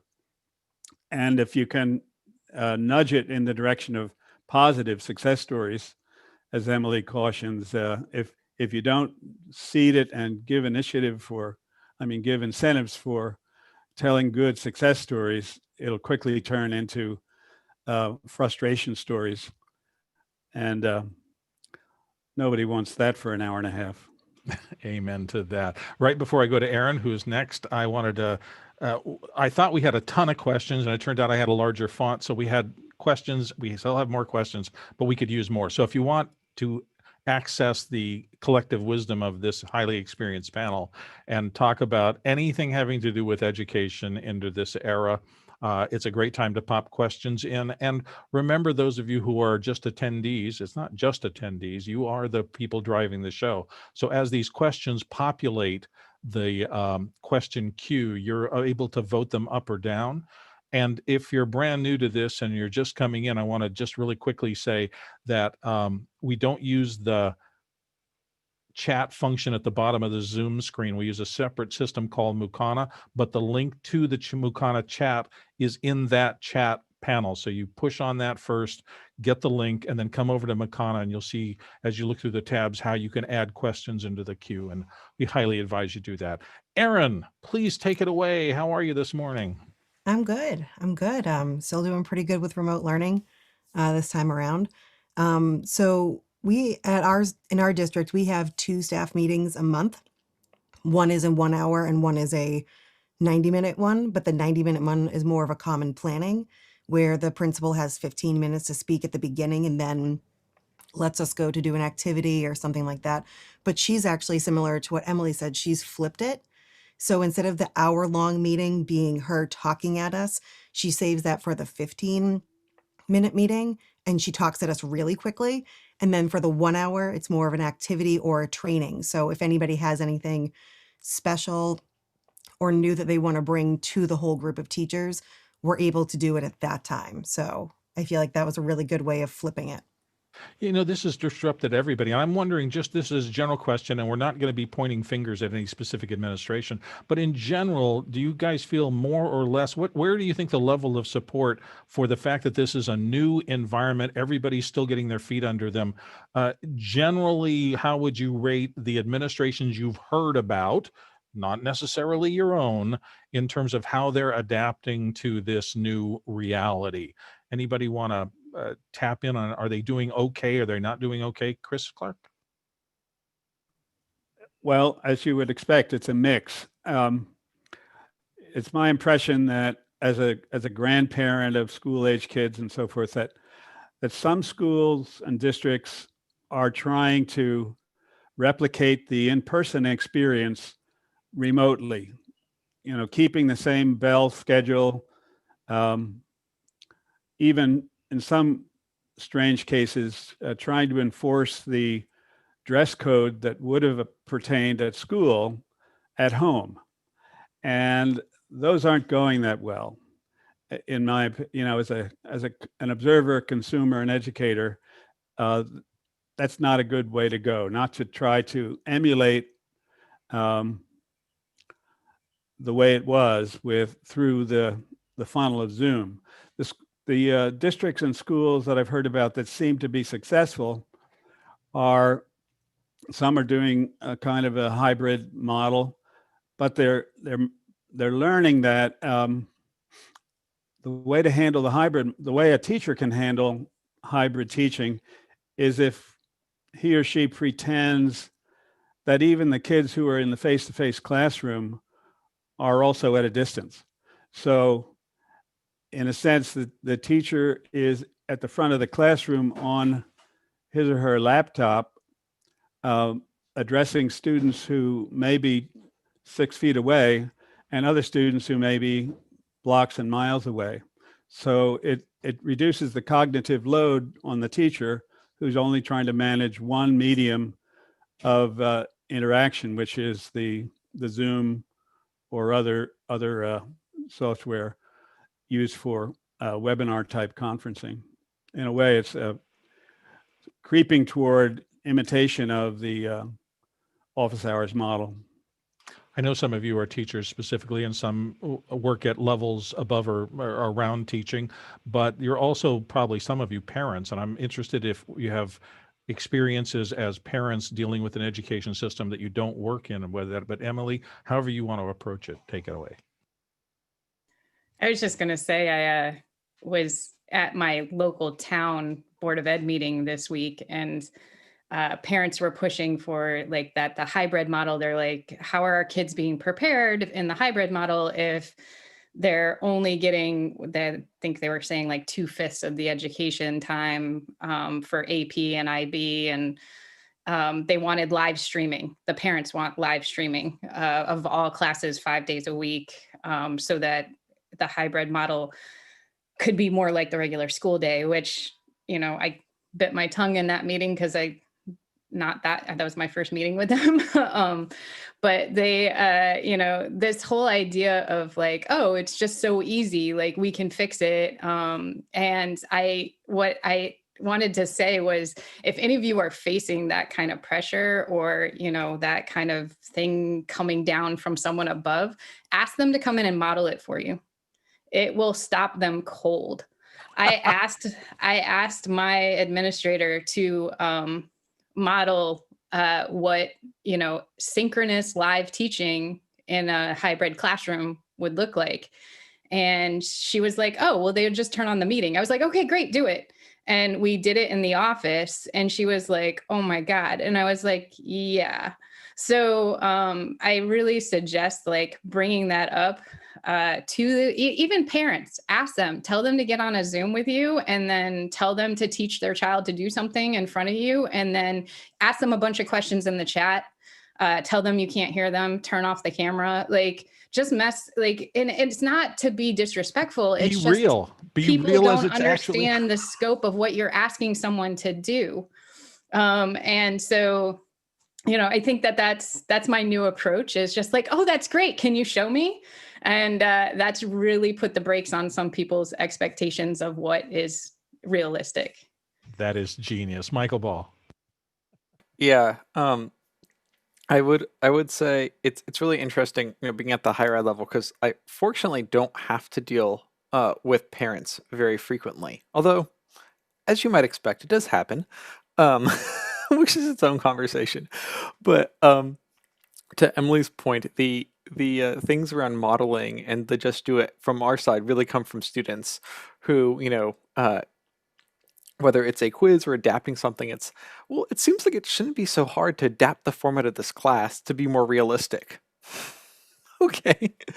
And I think, you know, it's a similar type of thing though, where the more that as instructors we show students what went into doing something, and when we explain why we made a decision, it usually ends up working out, you know, in the end that they come away understanding, you know, why we changed what we did, or that when something broke, it was an actually unexpected technical difficulty. And we did actually practice these things, but computers are computers. And so I think that's, yeah, it's always interesting to try and reveal, you know, sort of behind the curtain what we're doing, and how much goes on there that, you know, that not everyone always thinks about. And from the higher ed side on administration support, I would also say that it is sort of across the board, depending on where you are. The one thing that I do feel like happens is there are a lot of people who are, in theory, supportive of trying to do new things, but like everyone else's administrators, also don't really know how to get from A to B. And so there's sort of just this question of like, it feels like they support you, or, you know, they say that they support, and then just finding the actual money or time or XYZ to manifest that support becomes a challenge. But it's not it's not necessarily a personal issue, or that they're not trying, but just the grand challenge of everyone learning something new at the same time. I have to toss in a personal anecdote. Decades ago, I remember they did on the educational channel where I lived in Phoenix, the local heart surgeon who was highly, highly, highly thought of all around the world. And so they did live heart surgery. And I was watching this in fascination. And I remember that moment when my brain went to, well, he's just sewing stitches. How hard can, oh, wait. It's really easy to project on somebody the fact that what you're doing is simple, particularly the people who are so good at it, they make it look easy. And you get idiots thinking, how hard can heart surgery be? Yeah, there's an answer to that question. And it's not hard.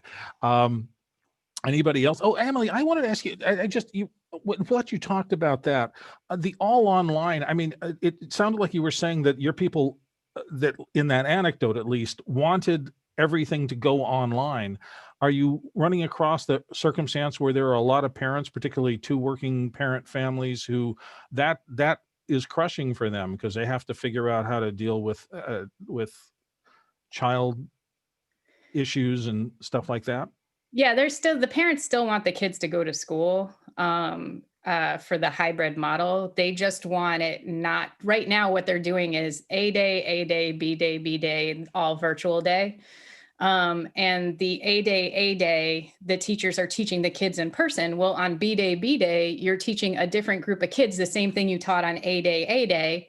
So the kids at home just get asynchronous work. And if they're lucky, they get an hour or maybe two, including a special with online with their teacher.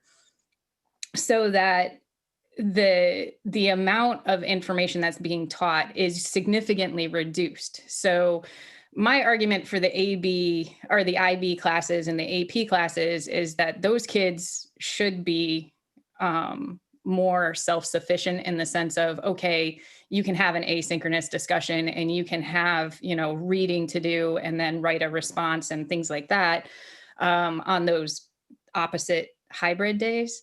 But for the younger kids, it is a really reduced amount of contact with the teacher because of the hybrid. And that's where hybrid's failing, is the contact time between the teachers and the students. It's massively reduced contact time for the younger kids, like K through 6. And then the one other side that I was going to say is, like, this is a great analogy. One of the teachers told me this week, she was like, I've been trying to explain to my non-teacher friends what it's like to teach in this hybrid mode. And she's like, imagine you're planning a dinner party for 8 people at your house.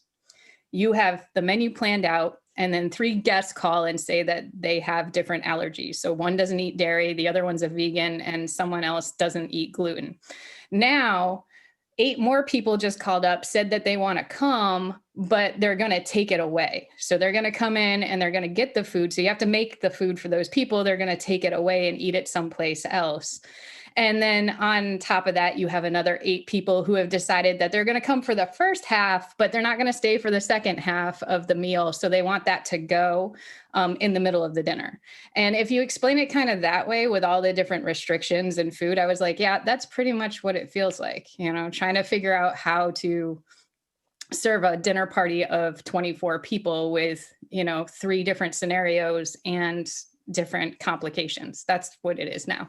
I've never seen so many other panelists nodding robustly while somebody spoke. Michael Ball?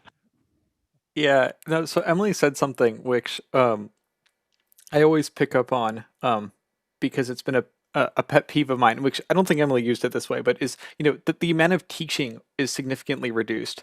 And I think, a lot of times we mistake contact time for teaching. And I don't think this is what Emily meant, but I think it's worth highlighting because I've seen, I don't know how many people do this.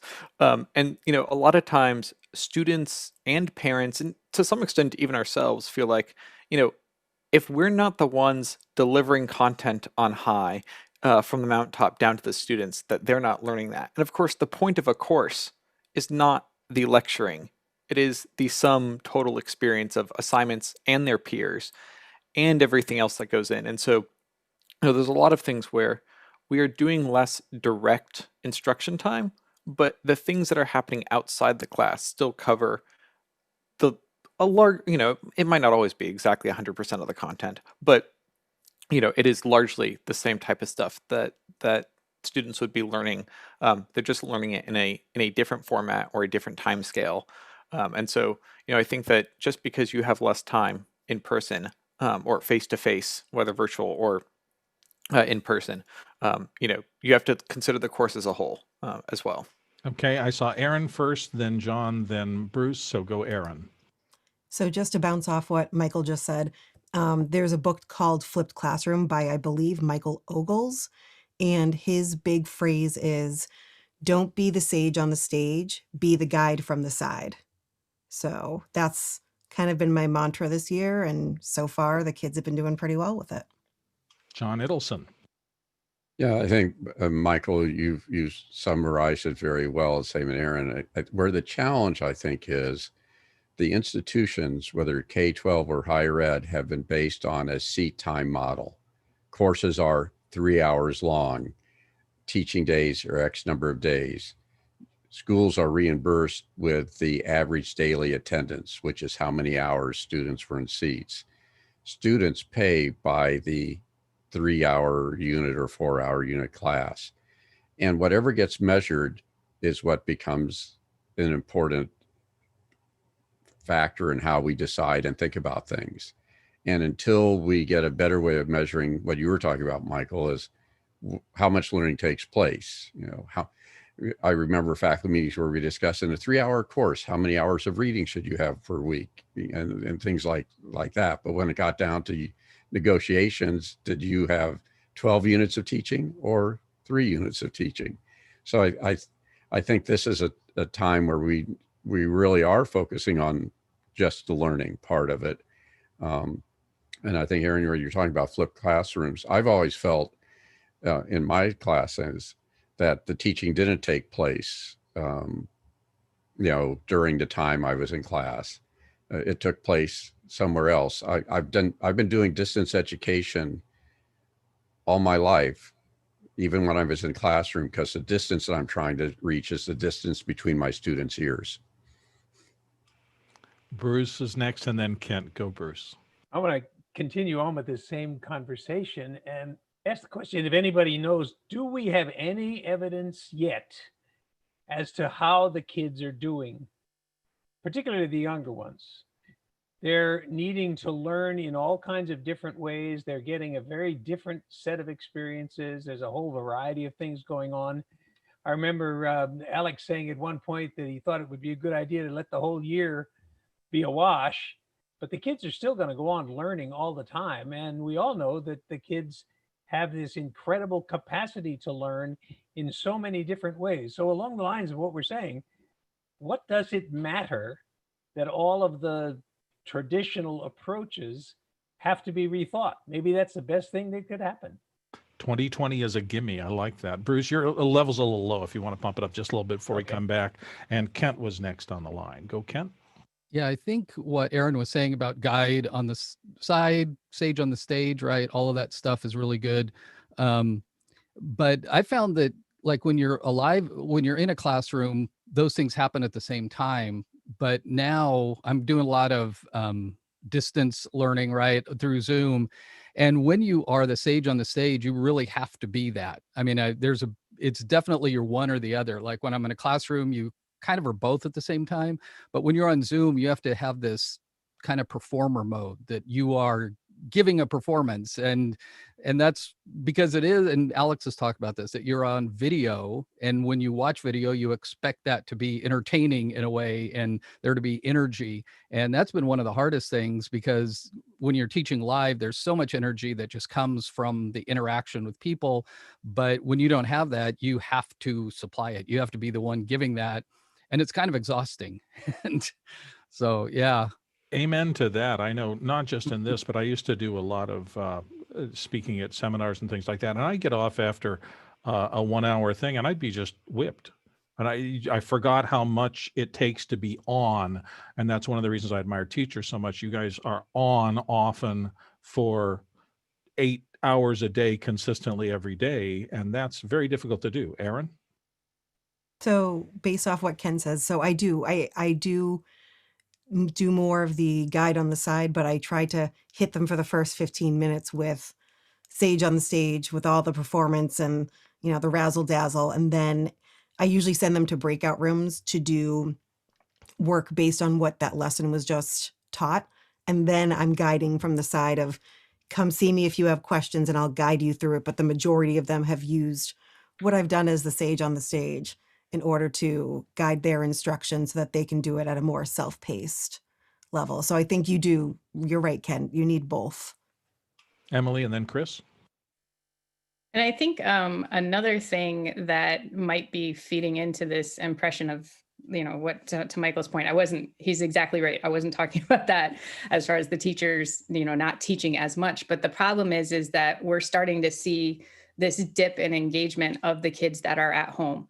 So the kids who were showing up over the summer for summer school and doing the engaging, fun stuff that we did, we tried to translate into the new school year. And for some reason, September was okay. And then October, like the 5-week marking period came in and kids started disappearing at the high school level. So like the math teachers are like, I don't know what to do. How do I get these kids in here on the days that they're not on? Like they show up on the days that they're getting attendance, but they're not showing up on the days where they're at home. So those B days, if they're an A student and vice versa. So there has been this new shift. Like the teachers are like, how am I going to get these kids in here and learning and doing the work? So we're getting a little concerned about that. Okay, I think it's time. Question queue is filling back up a little bit more, so I'm going to move on to, have teacher unions taken any consistent position about online or hybrid teaching or about safety issues for teachers? Has anybody had communications from your districts or from anybody else, or just had interesting conversations with your fellow professionals about this big issue? Do you feel like the safety issue has changed? Go ahead, Chris. This may or may not be about safety, but I understand that the New York City Teachers Union, which is one of the biggest, if not the biggest in the country, negotiated that no teacher would be required to teach both online and in person on the same day. So they're protecting their members, their teachers, from the kind of exhausting juggling of running chainsaws effect that full hybrid teaching represents. That's the one thing I know. So at least some of them are addressing this sort of thing. Tony, are you just adjusting your glasses, or did you want to weigh in? Oops, you're still muted, Tony. Hello, everybody. I just wanted to add to that part of the conversation that here in Georgia, most of the school districts are requiring the students to come back in. And personally, I think it's a mistake, but it's the reality of some of the things that we already talked about in terms of in-seat presence for students. So we're going to see how it goes, but I'm going to say probably last week was the transition period for student in school to begin. So that's where we are for most of the districts here in Georgia. Tony, have any of the local news outlets weighed in on whether they've done any significant investment in the schools in terms of something other than just moving a few desks out and trying to give more space? Have they done any changes to HVAC or any other protection stuff? Well, they're requiring that all of the students wear masks, but other than that, I haven't heard anything of any significance.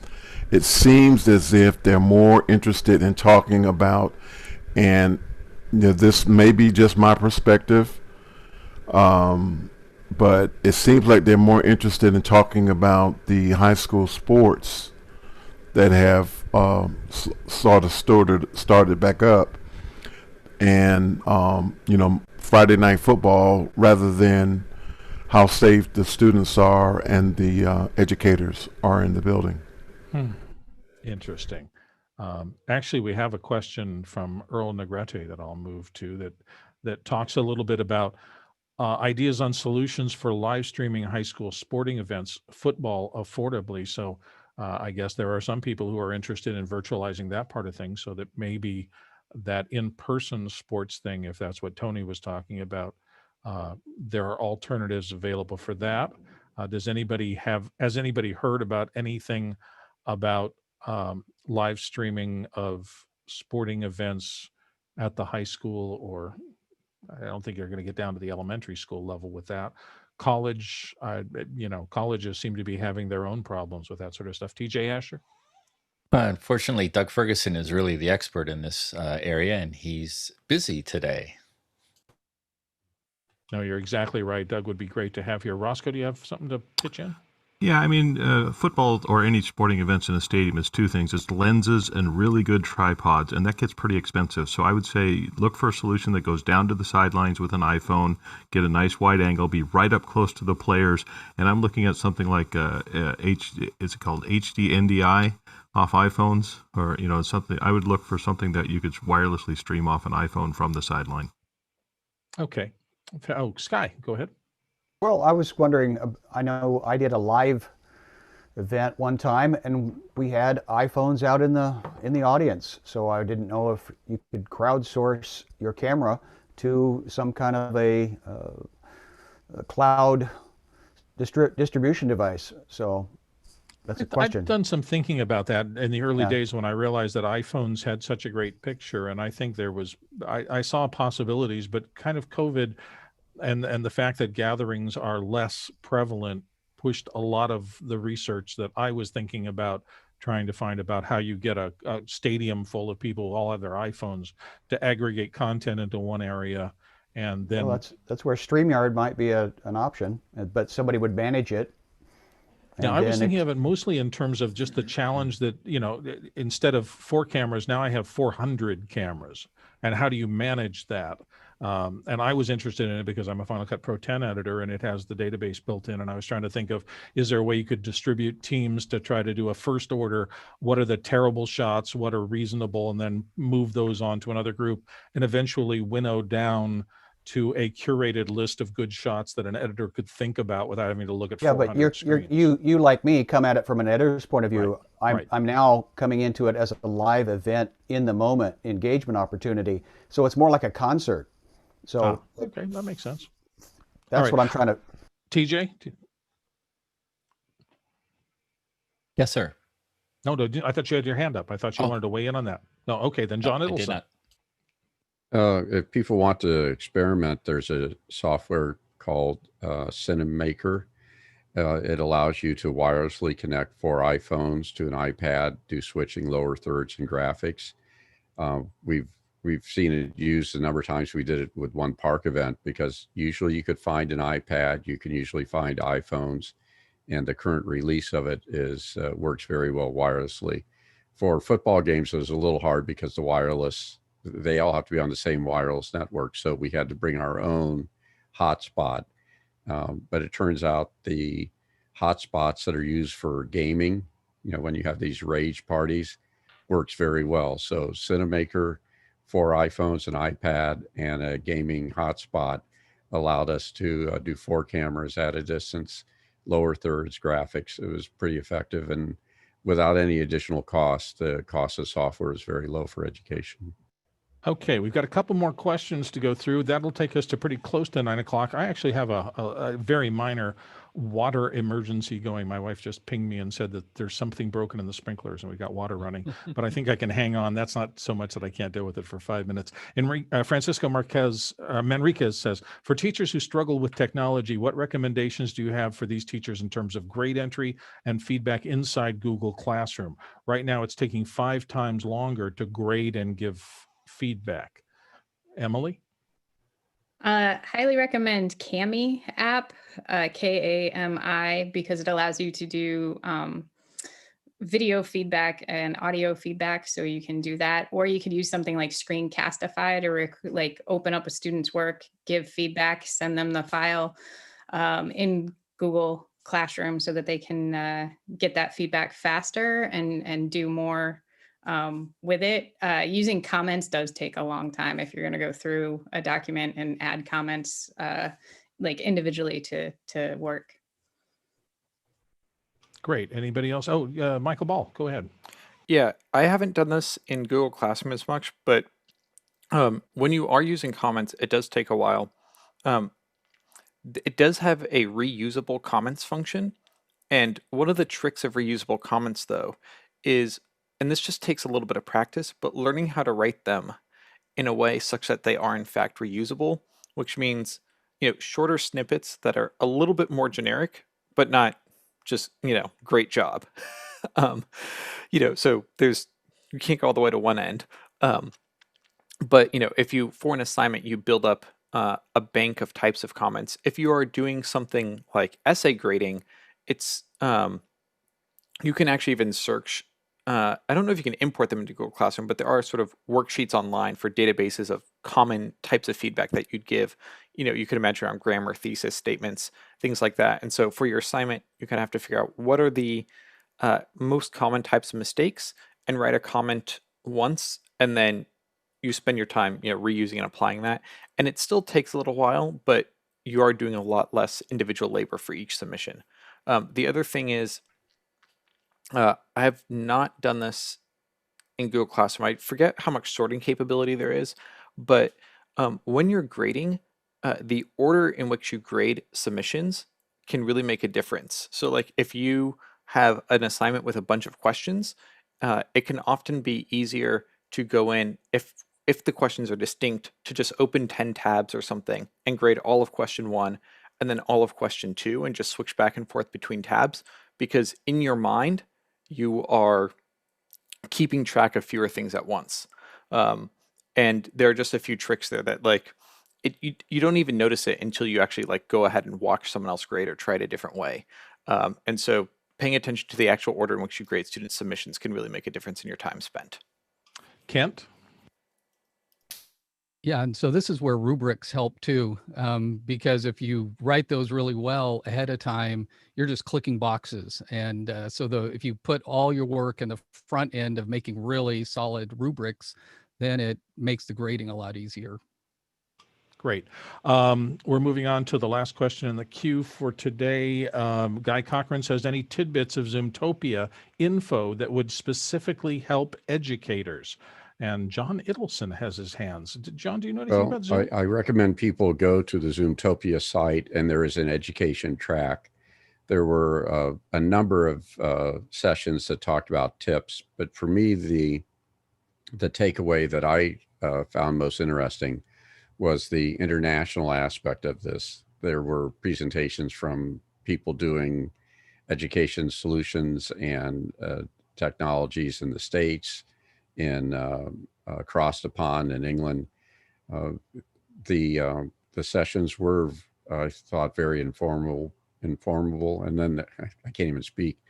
Also, beyond the education sessions, the keynotes also, I think, had some very inspirational parts. And other people may have watched it, but I think the education track was of value. Great.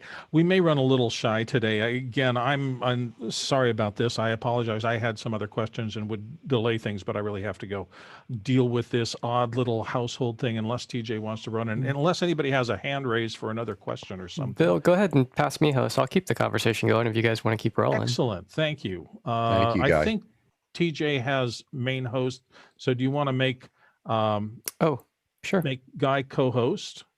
And then I will dive out and go deal with the constantly running sprinkler head, which the neighbors say has pushed water into the gutter. We don't want that to happen. As a Californian, go save that water. Yeah, listen, I come from Arizona. Before that, I am very highly attuned to the don't let water run into the gutter. That's a bad thing. So thank you all for being here. I'm going to sneak out, but things will continue. Bye-bye.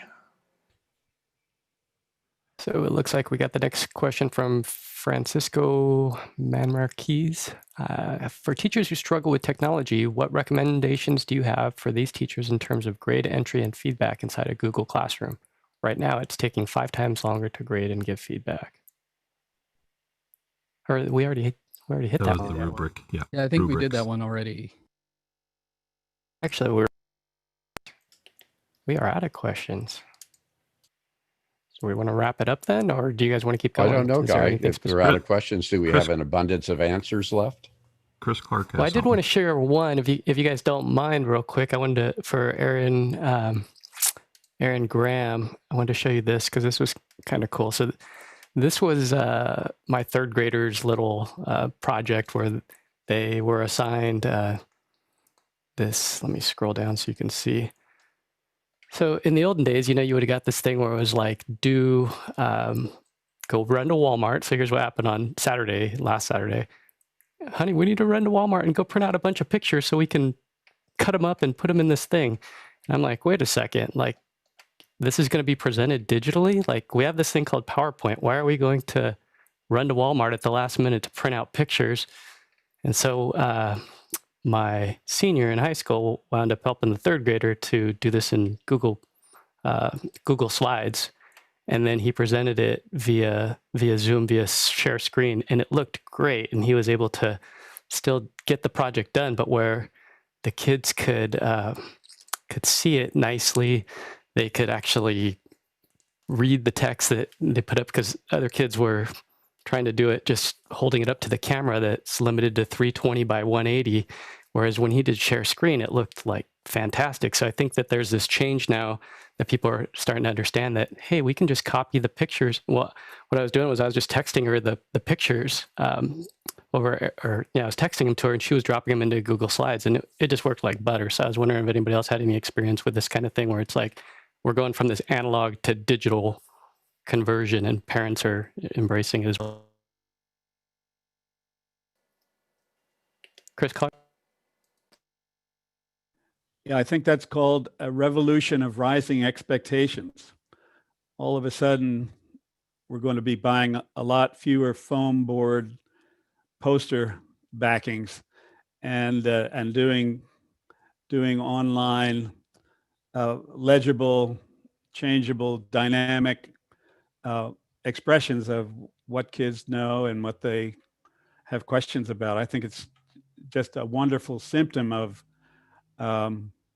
some of the positives of online media. I wanted to add something to the previous question about the challenge of giving feedback on students' written work.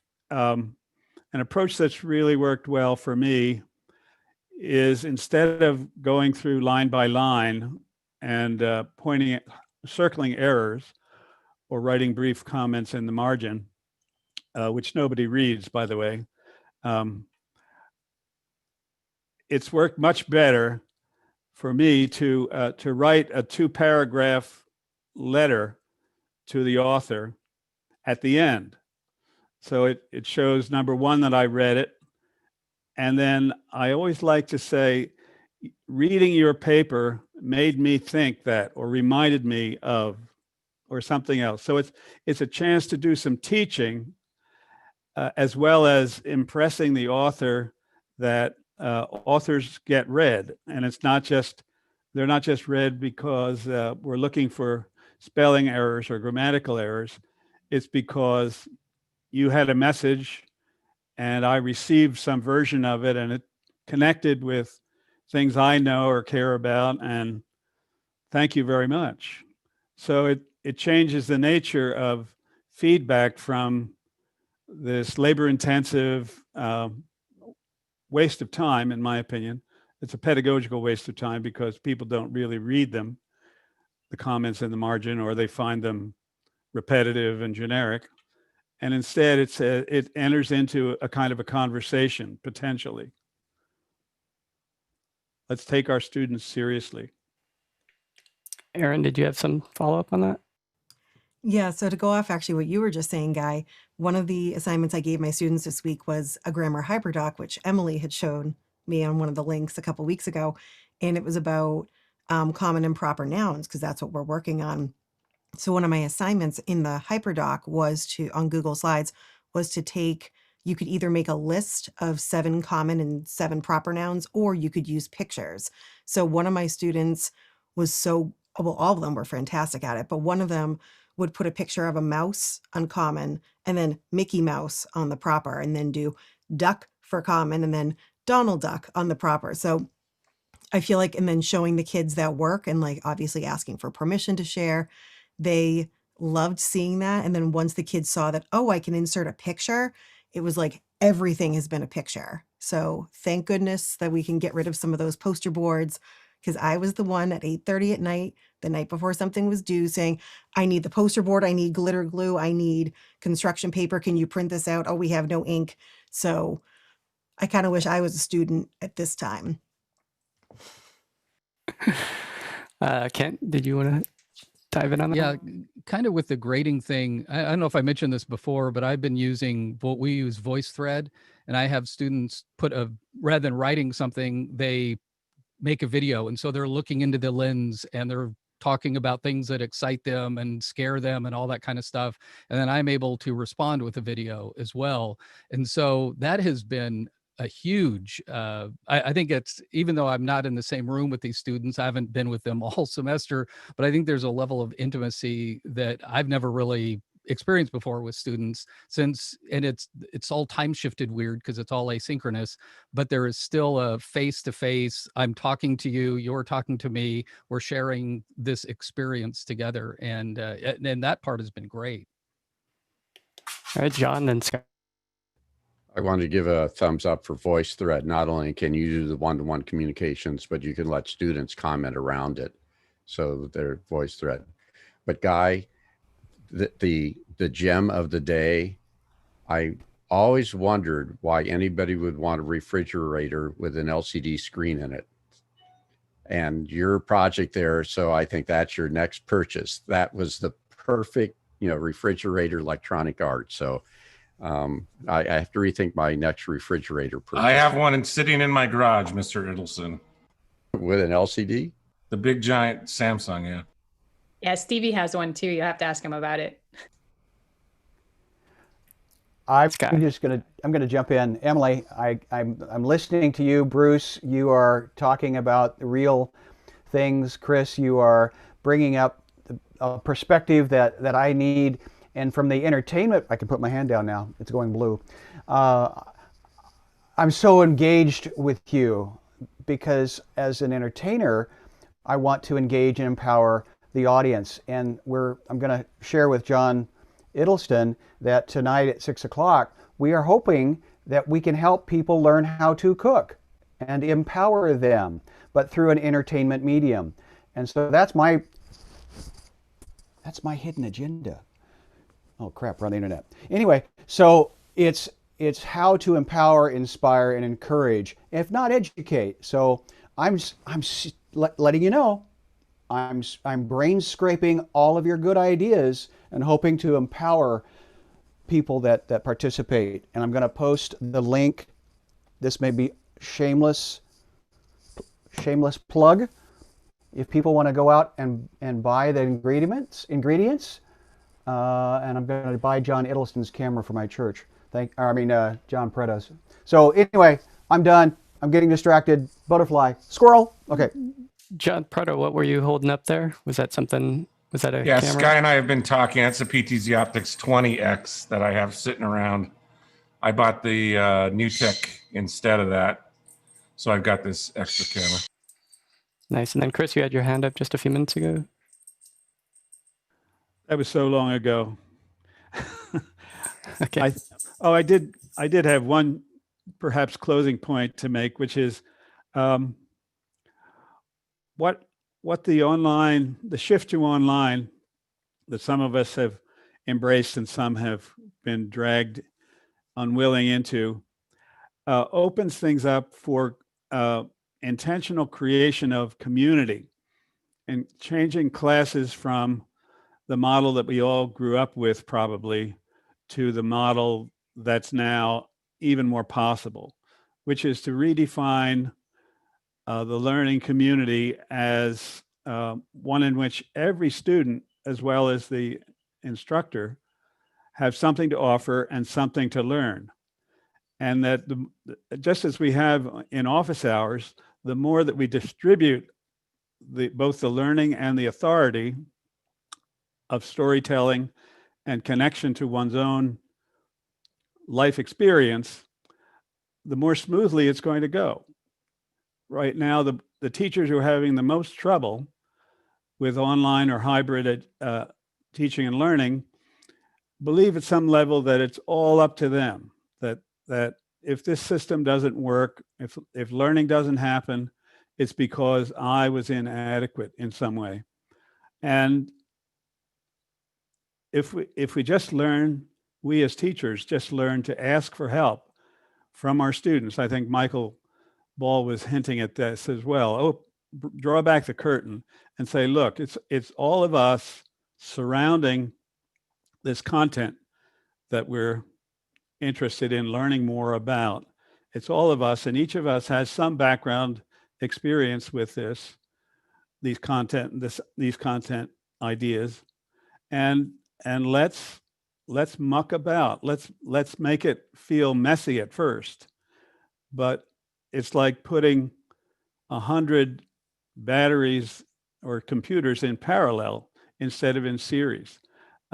You've got all kinds of additional power and possibility and surprise and memorability and engagement if you can put in the time and energy at the beginning of a class, a course, to community building, just as we have here in office hours. All right, thank you for that. Does anybody want to follow up on that before we jump to the next question? Or Tony, you want to add? I just want to say thank you, Chris, for saying that. And I want to encourage every person on the panel and those who are watching. If you are having successes, please, please, please share them. Because we're in an environment where there are people who are still trying to do the old thing. And they're going to continue to try to do the old thing unless they see other people are being successful with the new thing. So I'm asking, I'm begging, please continue to share the positive successes that you're having, and be intentional in sharing your successes. Please, ma'am, please, sir. Thank you very much. Right on. Thank you for that, Tony. Kent, you had your hand. I think I appreciate you saying that, Tony. And I think also we need to share our failures, because we have to embrace totally crashing, because we have that freedom for a certain amount of time. Like, we're given this grace to, all right, if you mess up, we expect, I've done so many things where I've tried things in a class and it's just bombed. And the students are like, well, we appreciate you trying. It's all right. That's not going to happen a year from now. Right. And the only way that you are going to ever be successful, again, it's back to like Bruce Springsteen. How do you write good songs? Well, you write a lot of bad songs. And so I think also, what did you do to get to that success? Because you probably crashed and burned a lot of times, and that's all right. It's like, okay, whatever. I'm just going to count this as a learning experience. Michael and Scott.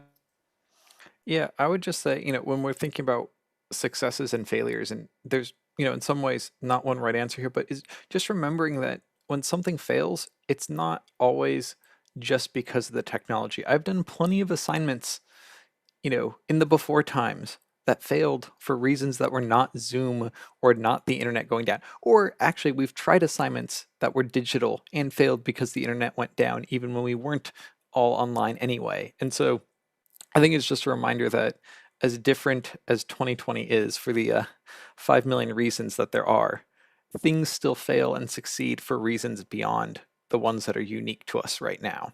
And so it's important to remember that when something doesn't work, you don't need to spend your entire time on it, but it is helpful to think about exactly why it didn't work and whether that is something that you can remedy. Or if sometimes, like last Wednesday, when the service provider for a quiz went down right at the start of the quiz, you have just unlucky timing. And sometimes that is just the cause of the issue. So to Tony's point, to keeping it succinct is looking for good. we completely flipped the script on another thing I'm producing with Graham Kerr, and we're actually adding that as our new tagline, T at 3, looking for good. And so the other thing, to John's point, to Kent's point, is failing up. And also that metaphor, who was the baseball player that he said, oh yeah, I'm the greatest home runner in history, but that's only because of the thousands of strikeouts that I did before that. So, and then the VC world, of course, they threw a lot of money because they wanted it to fail faster, from anecdotes that I'd heard. And that's John Iddleston's world. John, go for it. Well, I just want to comment some of the discussions we have around here. We have AZ and BZ. That's before Zoom and after Zoom as a standard. And in my life, I've always thought my life was pass fail, but everyone really wants to grade me. But we had a question earlier about how are things working? And we said, well, everything's happening. And in statistics, you have sort of a normal curve. You have the big bell in the middle, and the geniuses at one end and the challenge people at the other. It appears from our little faculty group, what's happening is the opposite of the bell curve. We have really problematic issues, and then we have some very good successes. But, we're trying to figure out how to change the curve. They talk about flatten the curve for COVID. How do we fix it so that the bell curve does exist? There's always going to be some incredible ones. We're always going to be some problems, but we need to be able to provide the best education for the majority of the people. And right now you have extremes on each end, maybe more in the end that we're failing than we're succeeding. So I think that's the challenge. But every success that we talk about helps us change the look of that curve. So John, on that note, do you think that maybe doubling or tripling up class sizes, but then offering 2 teachers or a Zoom assistant or some way of having just more people, but an assistant? Well, I could only talk specifically about our faculty support group that we had, which was trying to help, because I'm not teaching actively this term, but I'm working with this group. And teaching used to be very singular, unless you were team teaching, which was really hard to do. It was your classroom and you're doing it. What this team is beginning to find out is it really is a team sport. So what we see happening here in these meetings is it really helps to have somebody managing the meeting. It really helps somebody doing the presentation. It really takes more support than you thought, both during, after, and before. So what started as a faculty support group to help individual faculty members do better in their class, what we're finding is it becomes a team support group where faculty members are saying, can you come observe my class and switch? Can you help me in a discussion? And this has worked well, particularly in people in the same disciplines. And I think it's worked even better because we have people doing it cross-disciplinary. But I have to say a lot of the faculty cross-disciplinary have had challenges because the way somebody might teach a computer science course is really different than the way a person would teach a sociology course. And what I see come out of those discussions are better computer courses and better sociology courses. Yeah, thank you for that. What I'm seeing personally on my other child is that they're pulling some of the kids into breakout rooms, so then the assistant can help with just the ones that need catching up. And it's pretty cool to watch that in real time as they invite them. So I'm seeing just a great feedback loop right here in my house with the assistants helping and the kids really getting it then. Watching Bruce, what you're doing, Guy, is amazing. And I think schools in the K-12 space have always had challenges on how do you engage parents. Typically you got engaged very actively when they were in kindergarten and first grade, but then after that, the parents' engagement is hard to come back or sustain. You're clearly engaged with all of this, what you're doing with your students. Well, John, you're going to love this one then. The game around here now is when I went to check my kid's Chromebook microphone because the teachers were saying that they were having a hard time hearing him. I said, let me swap places. Like, let's make a new meeting and let's swap places. And then it was then that I found out what it's like to be in her shoes. And she found out what she sounded like on the other end. So then we got her a better microphone and then she could hear me. And it was like, wow. And then she got the power to mute me. And so now the kids play, it's basically like CBs. You know, we had walkie-talkies when we were kids. Now they're making new meetings. And there'll be a couple of them in the house running around playing Zoom. I muted you. I'm gonna put you back in the waiting room. Or so now they say it in the car too. They're like, "You're muted." It's kind of funny. So we're making it a game. They're learning to screen share and do this stuff on their own time, so they get excited about how it all works and what it's like to be the teacher. Bruce. Yeah, this discussion of community and of teachers helping teachers and all of this suggests for me, and very much along with this office hours thing, where we all are very different levels of knowledge on all kinds of things. I keep thinking of the little old schoolhouse, the old red schoolhouse, when all of the students, and I'm thinking of it in the sense of a big red schoolhouse where there's multiple teachers and multiple levels of students. We could experiment much beyond what we now do if we try to stay with the old systems too much. So I see this as an opportunity that's going to continue for a long time to allow us to try something like, let's say, a big red schoolhouse or something like with this office hours in a school type situation, which could be applied by schools where faculty are helping faculty, students are helping students, and everybody is mixing. As long as we can get away from this old idea that we have to split the courses up and split the students up by levels, we could, I think, benefit enormously from a lot more mixing experiments. I'm just wondering if anybody's got the opportunity to try that kind of thing.